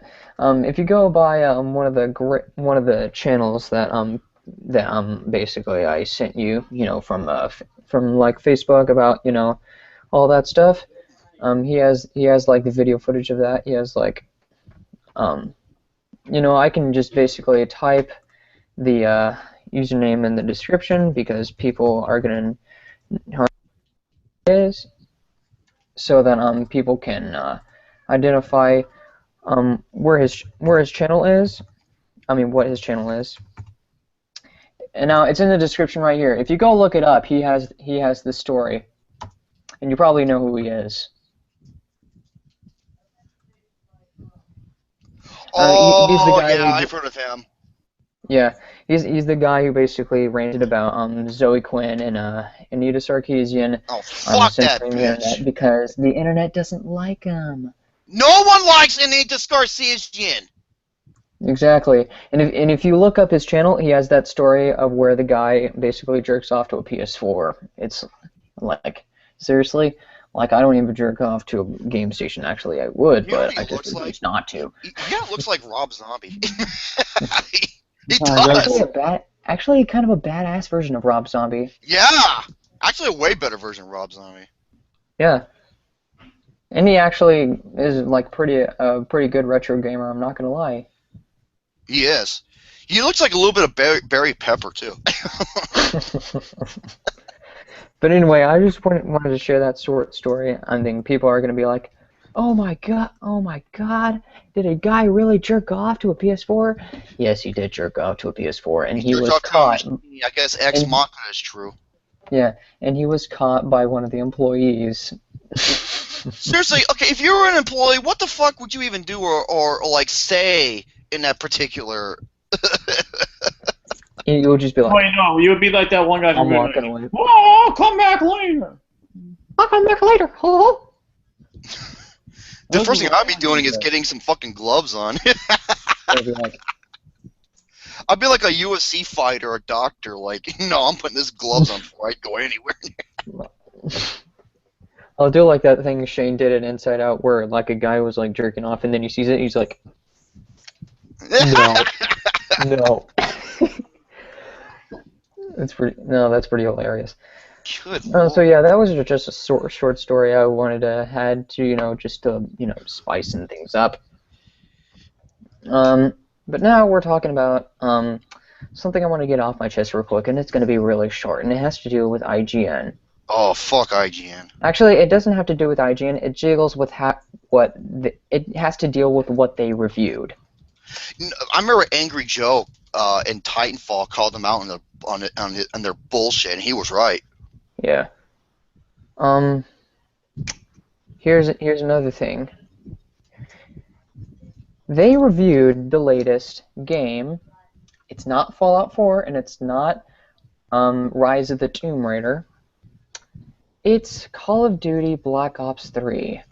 Oh, fuck me. Now let's get into topic real quick, because we expect games to change and all that stuff. We never expect Call of Duty never changes. No, I'm sorry. They call it COD. I call it CAP. Copy and paste. Yeah, that's actually a better name. Dude, that's exactly what they do. It's the exact same fucking game. It's what they do, because like the moment where I figured out it was like a copy and paste is when I played COD Ghosts. Actually, I did it just to play the campaign, and I never wanted to do the multiplayer. Oh, that game multiplayer is full of craps. It does suck ass. It's like the worst Call of Duty. And I basically saw the review for Black Ops 3. They gave it a 9.2, which is higher than Halo 5's, which is a 9. I remember they gave like a high score to fucking Splinter Cell Blacklist, which is fucking ridiculous. But go ahead. Yeah, and so basically, whether you're a fanboy or not, it doesn't really matter. Whether you're a fan of Call of Duty, which I hope there's none of you who like Call of Duty in this forum, or anyone who is watching this podcast right now. If you are, then you have to leave. If you are, then you need to play a game called Doom or Half-Life.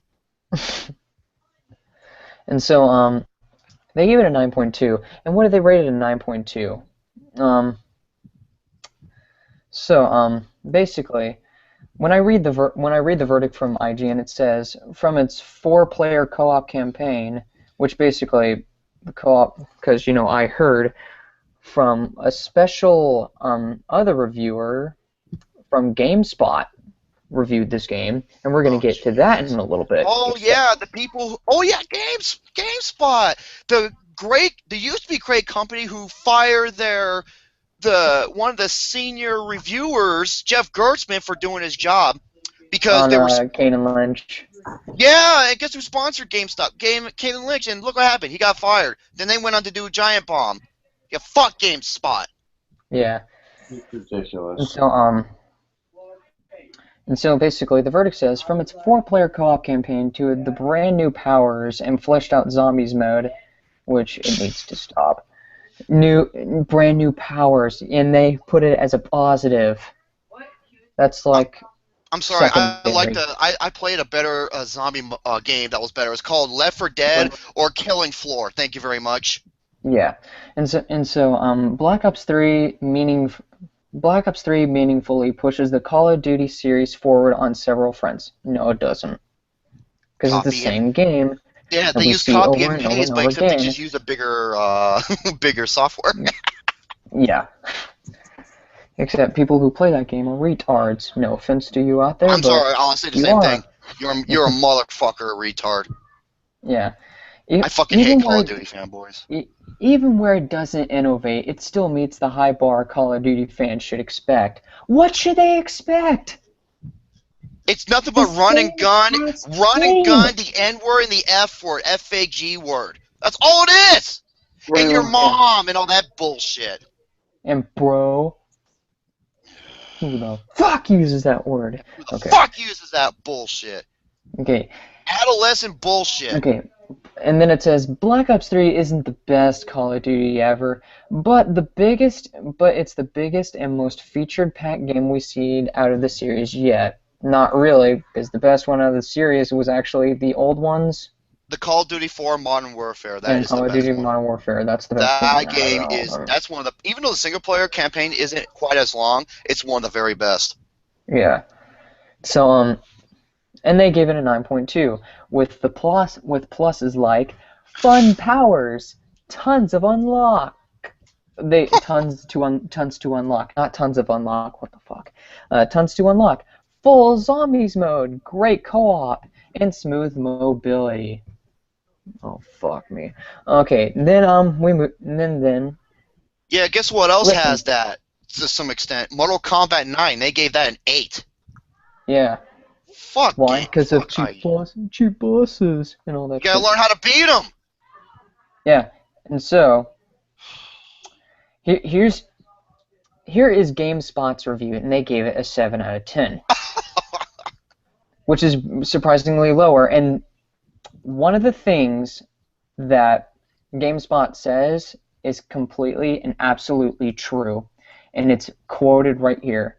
By the 5th mission, I had settled into the continuation routine of aim, shoot, reload, repeat, which is basically what Call of Duty is.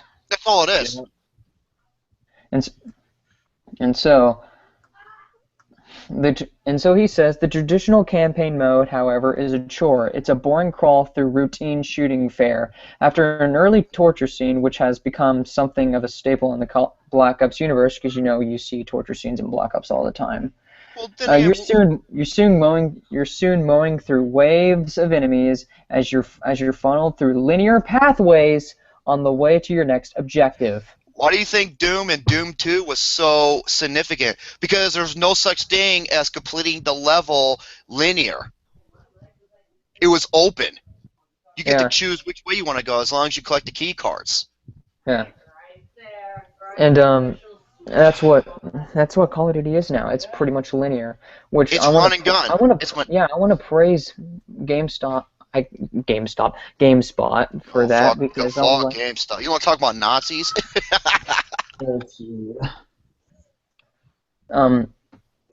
I want to say that I praise you for saying this about the multiplayer. The multiplayer. Mm-hmm. It says something about the multiplayer that I'm like, oh my god. Thank you for saying this. I'm trying to find this quote right here. You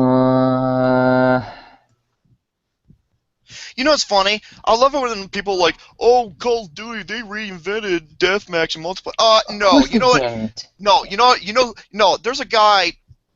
Oh my god, I forgot what his name was. Oh my god, I forgot what his fucking name was. That's a fail.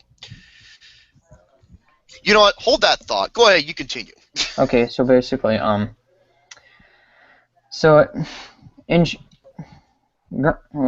it says something about like the map design has the best map designs in the franchise. There's this one where it actually looks like a level from Inception, where like the levels of like the buildings are sideways.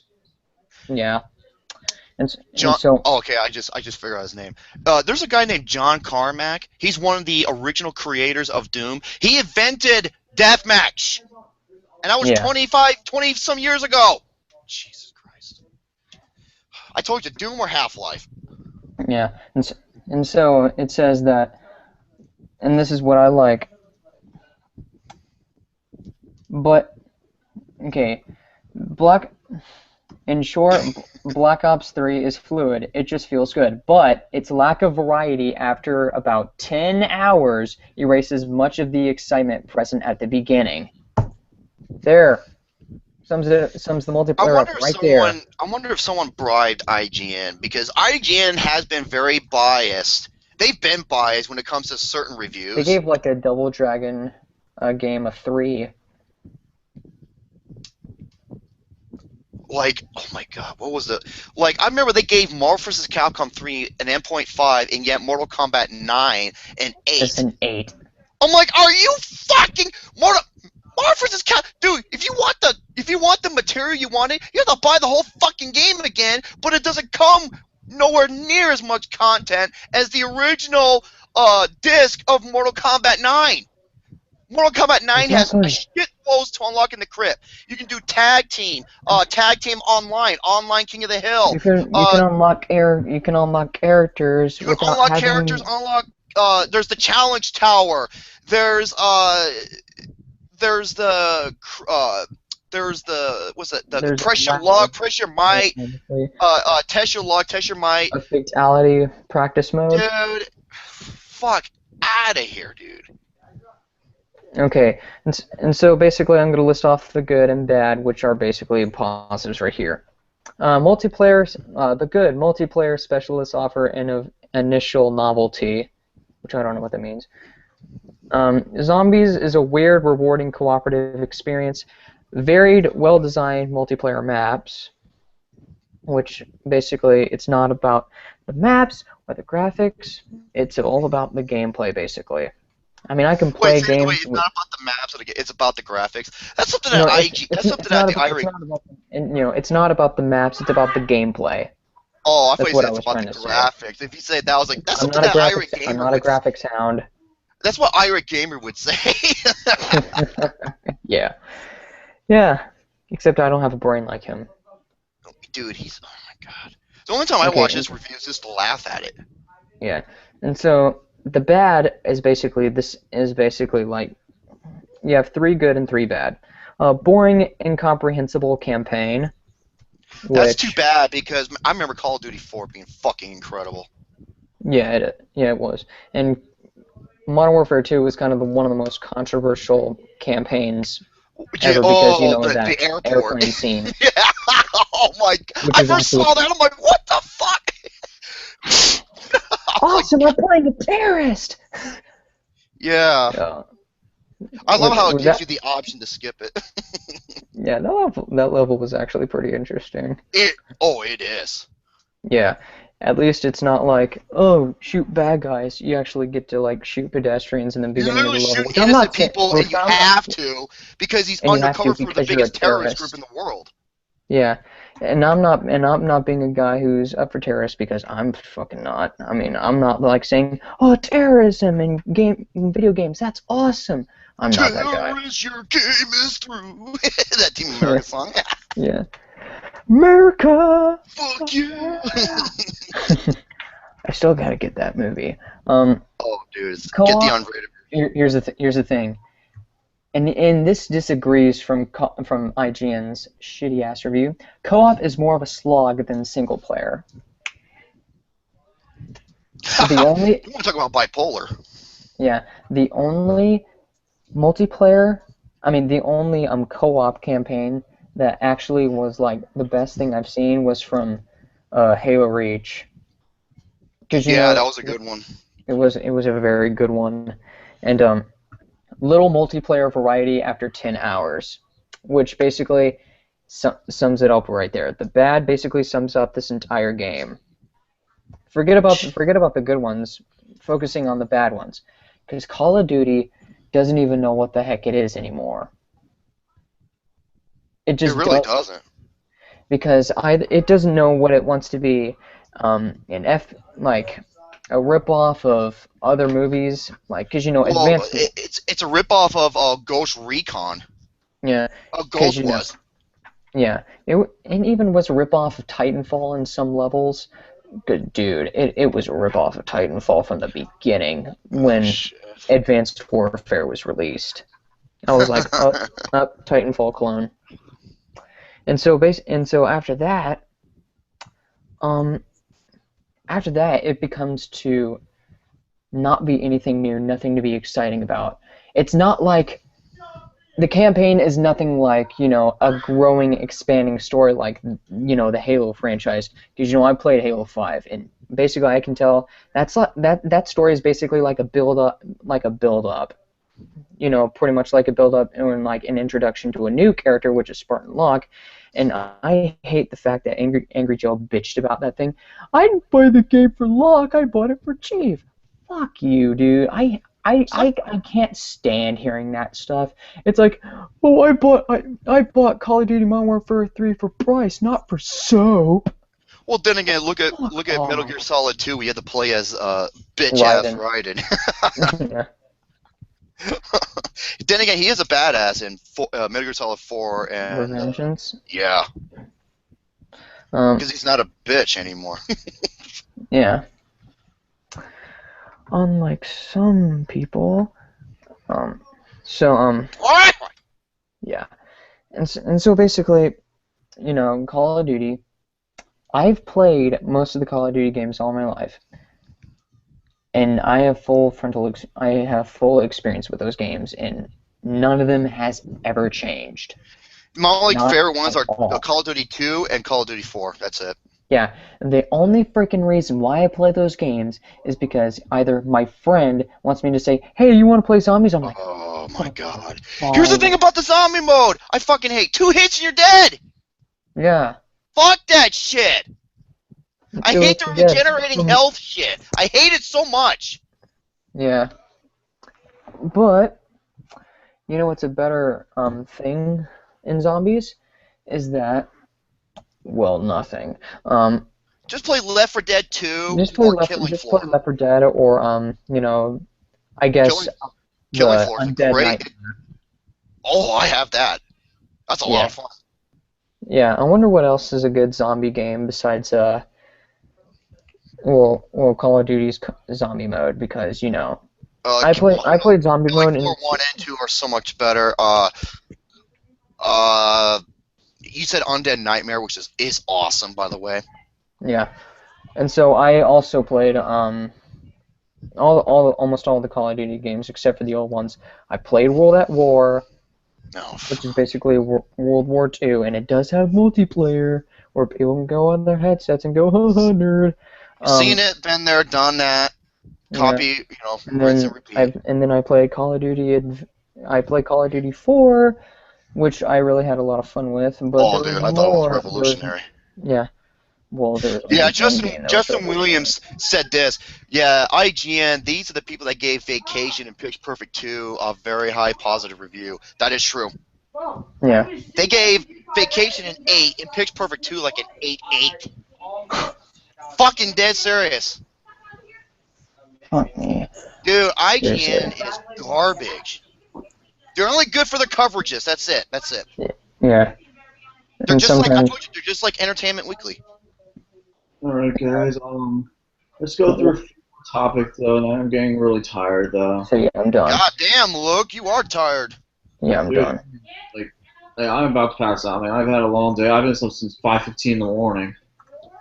Oh, shit, wait, a 2-hour difference. Before you get... We do have quick topics. I wanted to get your bodybuilding topic. Then I have a picture and a top 10 I want to go over with you. Okay, top 10s are interesting. Oh, yeah, they're always interesting. So what do you have for bodybuilding? Powerlifting versus bodybuilding. Okay. You want to know what the difference is, folks? I'll tell you what the difference is.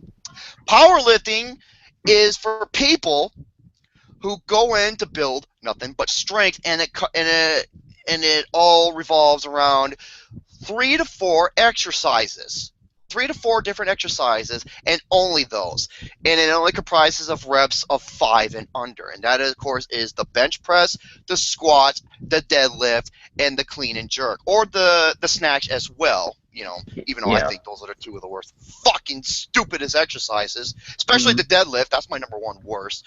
You can't spell deadlift without the word dead. Think about that. Exactly. So yeah, bodybuilding is where you focus on different aspects of your body / muscles to build as much mass as possible, and this has a plethora of many exercises that go towards that. You know, like one day you're going to do shoulders, you're going to do shoulder press, or you're going to do legs, one day you're going to do leg press, or if you're going to do back, you're going to do bent over rolls and lat pull downs, the sort of thing. And they comprise of reps around 7 to 12, sometimes 7 to 14 reps. Yeah. Okay. Powerlifting is fucking retarded. Why? Because you're doing nothing but asking for a fucking injury. That's all you're doing. Yeah. And all of the lifting injuries I have seen, they're all due to doing heavy ass lifting of reps of 5 and under. Okay, Yeah. Johnny Jackson, known as one of the world's most powerful bodybuilders, he was in a deadlifting meet.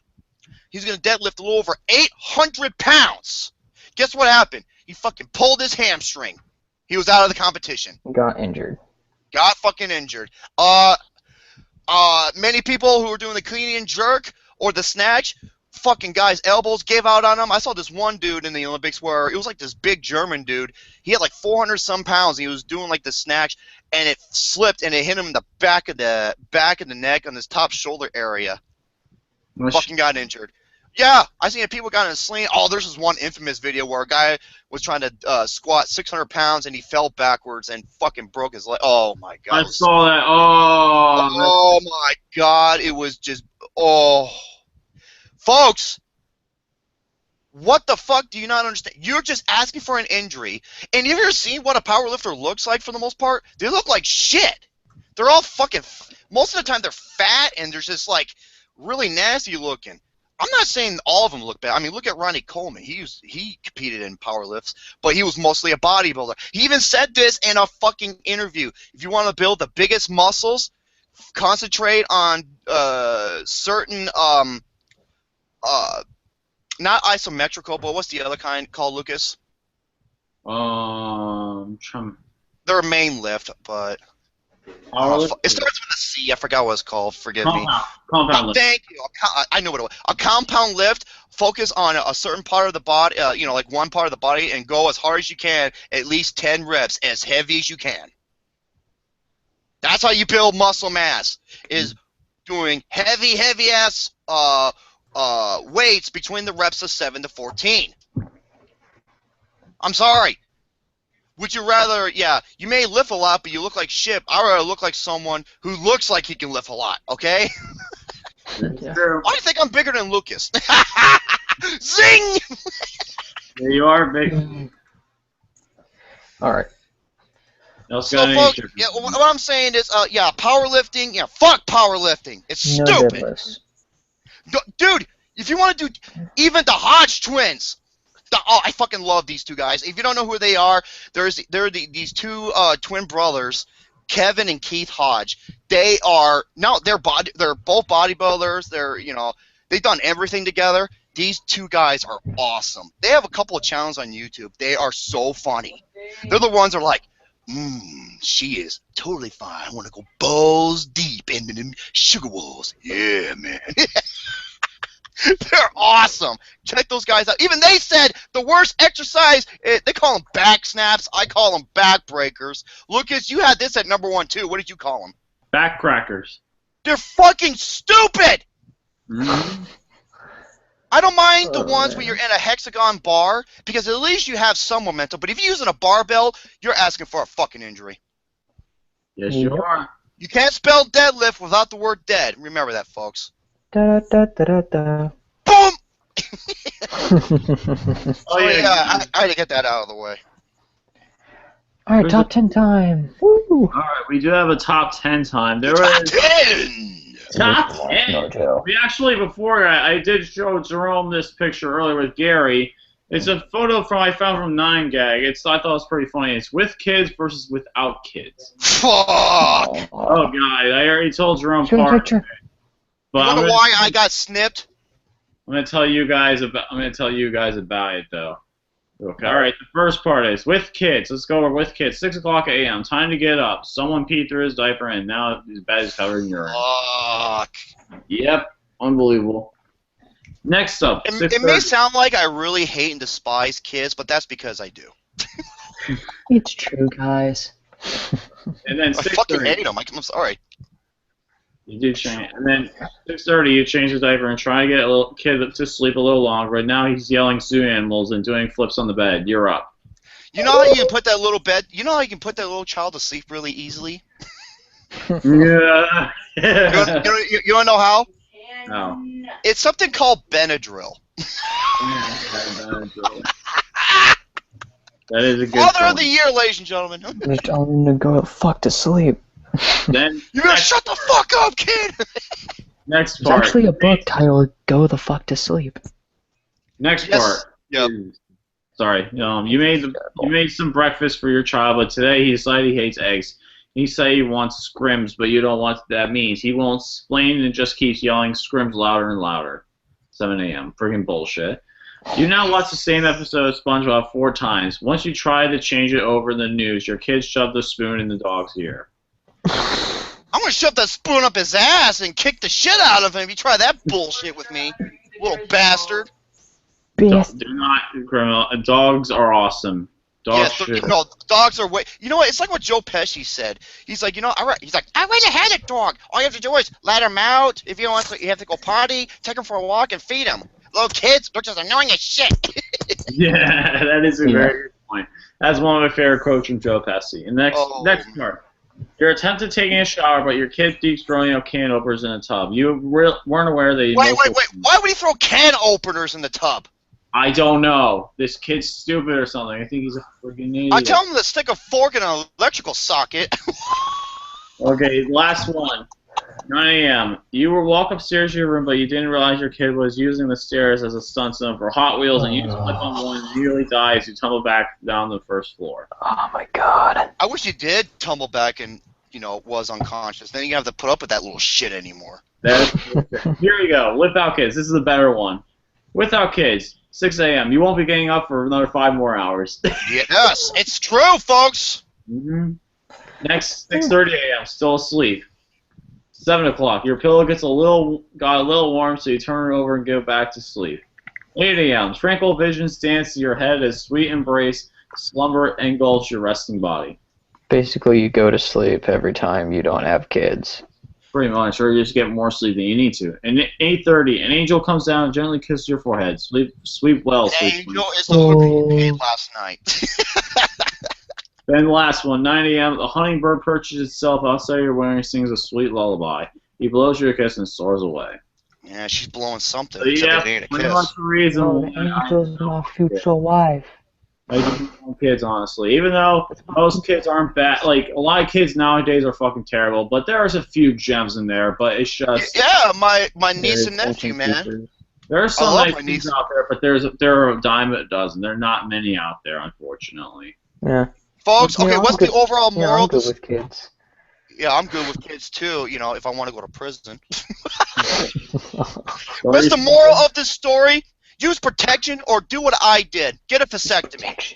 Nah. Or get a vasectomy. Dude, I hate kids so much. Well, I would literally go back and get my vasectomy again without Novocaine or Lidocaine. Ooh. I'm not shitting. I'm Dang. dead fucking serious. Dang. So, Now you're probably thinking, well, Jerome, what about your niece and nephew? Kayla and Haley. Well, they're awesome. fine. Especially, There you are guys know some- Caitlin. there are some Samurai, diamond dozens, Samurai shampoo. Samurai shampoo. There are a dime a dozen. It's a problem, unfortunately. All right. Now this is since Spectre came out. I wanted to talk about the top. Watch Mojo did really Okay. just release the top 10. This was a while ago. Their top 10 Bond songs, opening songs. I thought we were talking Oh, well, then again, I can't stand Watch Mojo for the most part because mumbo jumbo. This More feels like. pissed me off. Kind of pissed me off. All right, I'm just gonna Watch Joe Blow, more like it. watch Joe No, Blow. watch mumbo jumbo because that actually makes sense because all they say is mumbo jumbo. All right, let's go into the. Let's start off the list. Like Dr. No is not going to be on there. There's a couple honorable mentions though. The honorable mention might piss me off because I'm not surprised not on them. Casino Royale is an honorable mention. Oh, that's bullshit. I don't understand how that's not on there. And Watch Mojo. yeah, Casino Royale, You Know My Name by Chris Conroe, and then Honor Majesty Secret Service is another That's honorable it? mention. I think those are the only two. I think they're and GoldenEye. That's the other honorable mention. Oh, wow, that's not on there either. Nope, there are 3 honorable mentions. This Those list are sucks three ass honorable- already. Yeah. Oh Who cares God. about you? I'm the Watch worst of it. Mojo. Yeah. All right.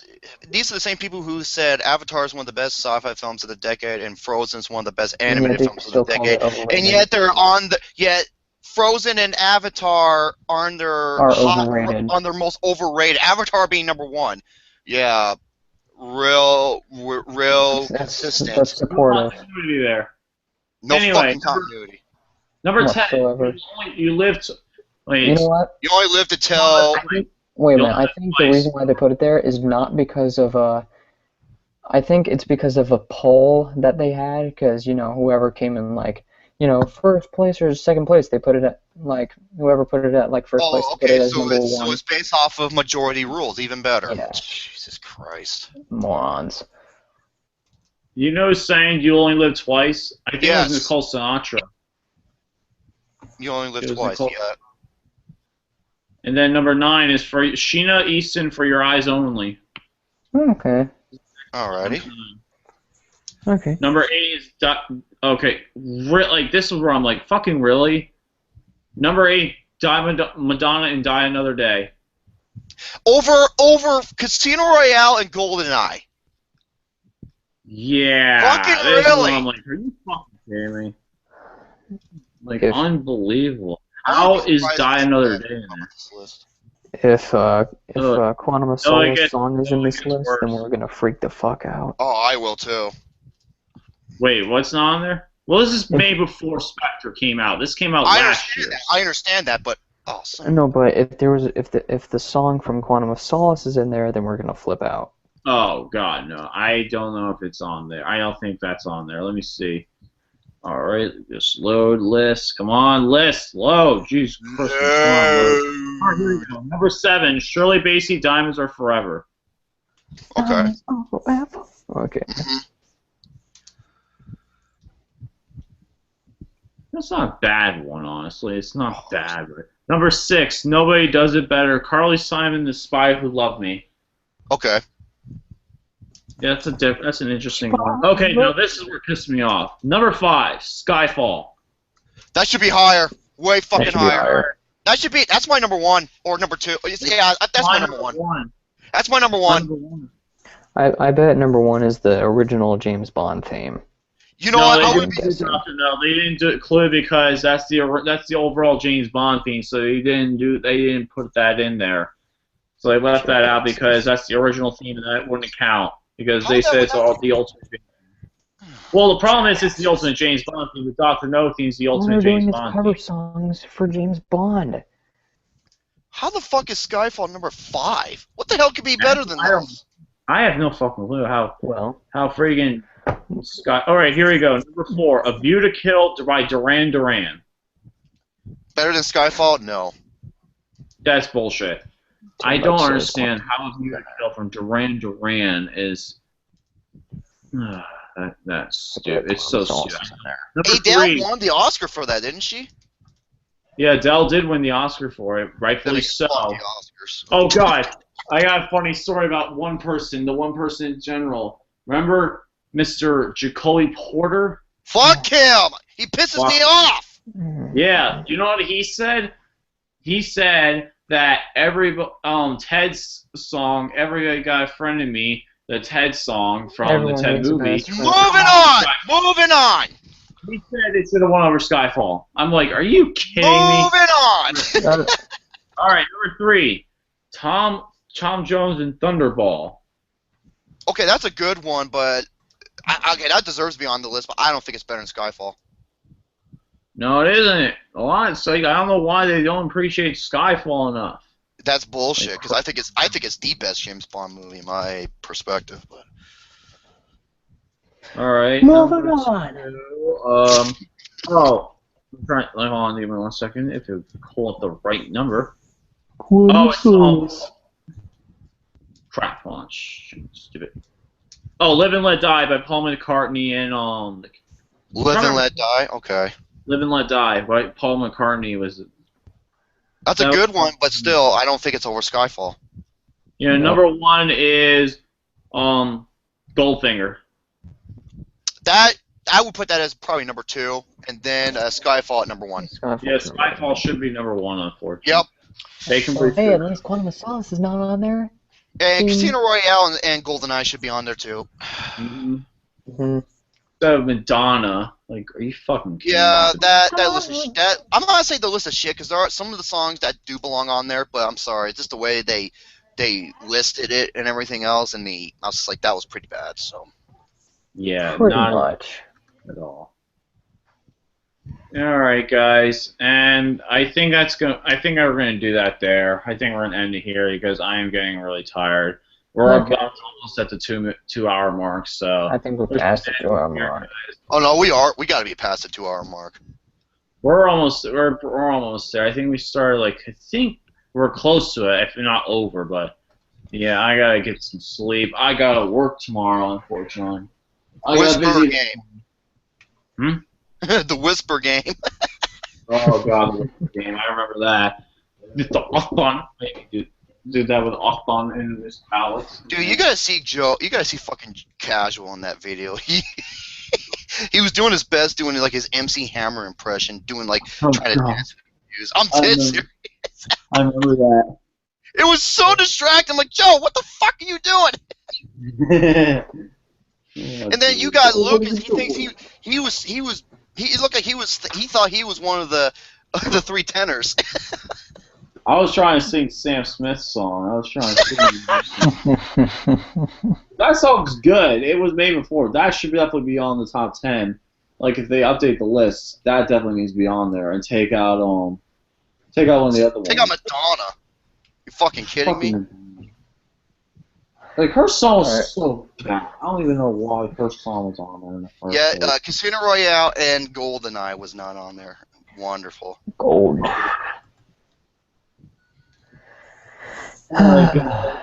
So say goodbyes to. Alright, I'll say my goodbyes real quick. Yeah, brother. So anyways, at least I was in 30 minutes into the show, or You were in a good hour. probably about an hour.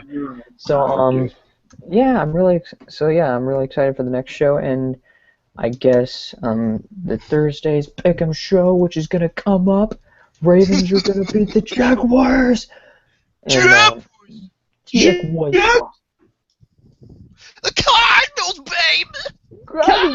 You're back in it, baby. Yeah. Oh, Justin said, "Hey, look, Nukem, you should watch the movie Mordecai. I'd Rather Die." That's the nickname I gave that movie, Mordecai. I'd Rather Die. Dude, that movie is so fucking awful. No, Drawn Together. I awful cannot wait to movies. show you guys how bad that movie is because it's my first time watching it. I saw a review of it. I did not see the full movie of it because the full movie. Hey, Jerome. Worse. I have to ask you a question. Actually, I'm sorry, Lucas, for talking over you. I'm sorry, but Jerome, I have to say, what would you watch more, Knock Knock or The Wicker Man? Fuck! So what's the answer? I don't know. You want to talk about oh man, this is a choice. I don't know, because both films piss me the fuck off. Wicker Man. Which one has the shorter run time? I think they're about the No, same I time. think the Wicker. Okay, wait, hold on.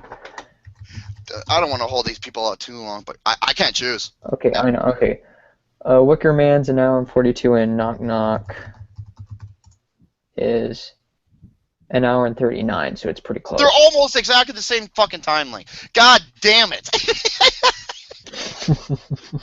But what actor do you like better, Nicolas Cage or Keanu Reeves? I can't stand Nicolas Cage. But I really like Keanu Reeves, but what the fuck, dude? He went from a badass to a dumbass. Dumbass in this movie. Oh, he was. Lucas, how the hell did you give this a 1? It doesn't even deserve a positive All number. the top reactions were freaking hilarious. I'm sorry, like, literally. I don't know what was funny about this movie. It's like this. Delete. No. I actually freaking found that funny. I'm sorry, I found that hilarious. Like, I literally. And chocolate sprinkles. It was pretty Guilty pleasure, my fucking ass. Sprinkles, my favorite. Can't believe you actually said that line so seriously. Chocolate sprinkles. Anyways, you still didn't answer my question, girl. I don't know. That I point, tell you to give me a gun so I can shoot myself. I'm serious. Well, if I had that choice, I would watch Wicker Man twice. Oh, of course you would. That's like for you watching either 50 Shades or Sucker Punch. Oh, I watched 50 Shades twice. Oh. Just so I can make fun of it. Actually, you know what? I'll it's give you my- that. Because at least in 50 Shades, you get to see Dakota Johnson's, adorable, Yeah. nice body, unlike Sucker Punch, which fuck that movie and everything it stands for. Oh, it's empowering feminism. No, it's Power not. Feminine. No, you know what Power and Feminine is? Movies like The Descent, or movies like Thelma and Louise, or Mad Max Fury Road. God damn it. Does Bridesmaids count? I love Bridesmaids. I don't thought that know. was funny. I wouldn't say love it, but I really liked it. Yeah. Yeah. Gravity. So- Fucking Gravity. Yeah. One of those movies. Don't watch shitty ass movies like Sucker Punch. Well, I'm like Or keeping my Pitch voice Perfect down 2. because I don't want to scream. Oh, I don't wanna didn't like scream, Pitch Perfect. but- I'm sorry. Okay, so I don't because me just keeping my sanity down. I really don't want to scream because if we ever get a chance to do Sucker Punch, I'm gonna unleash fiery hell onto that movie. Hey guys, Fiery hell. I have drawn together the movie, then this movie. I saw a review for it. Oh my god, it's one of the best. It's the Birdemic of 2015.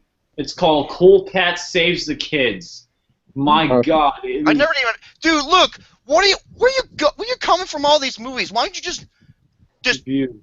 review Lucas. the regular movies?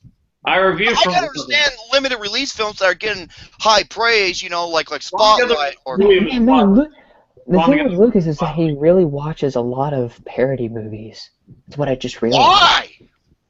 No, it's just the I watch these small movies because they're funny as fuck, and I find them on IMDb a lot of them. Yeah, Birdemic is kind of funny.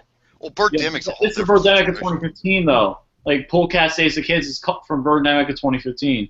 Yeah. On Christmas, I wanted to do Kirk Cameron's Saving Christmas. Alex told me he saw it, yeah. and he said it is the worst Christmas movie ever made. We got watch it. I'll review that movie. Here's the thing: I didn't even heard of that movie until the fucking Razzies showed up. No, I heard about it. I don't know whether I don't know what to review in December. The Star Wars Holiday Special or Kirk Oh, Cameron's I've Christmas? seen that. That. Star Wars Holiday. Oh, you thought Attack of I the have not seen Clones was Saving bad? Christmas. No. I've not seen Saving Christmas. Yeah, I know it. This is way worse. Saving Christmas. Because I don't know if George Lucas directed the special. No, I think he had nothing to do with it. Yeah, No, he nothing didn't to have do with anything it. to do with it. And thank his soul for not letting him do it. Because that would be like the worst. Yeah, thing because of it probably would have been his even career. worse. Yeah. And so, man, we were talking about movies, and I was about to say my goodbyes. Anyways, Goodbye for everyone. Goodbye, everyone. Thank you for letting me be on the show. I'm happy to be a part of it once again. And also, I just want to say that, first of all, kids, the moral of the story is, if you ever go to a game shop store and you see a PS4, don't masturbate. It's just weird. And also, No, do it on the Xbox One instead. yeah, that's why it's called the Xbone, The that's called Xbox the One. You can only do it once. The PS4, you do it 4 times, and that's a lot Yes. worse. Well, yeah. I'm like, oh yeah. Why is this disc not reading? Oh, I get it. Okay, so basically, yeah, my farewells are being like all rambled up. So I just want to say goodbye to everyone, and I can't wait till I destroy Mockingjay Part 2. So there.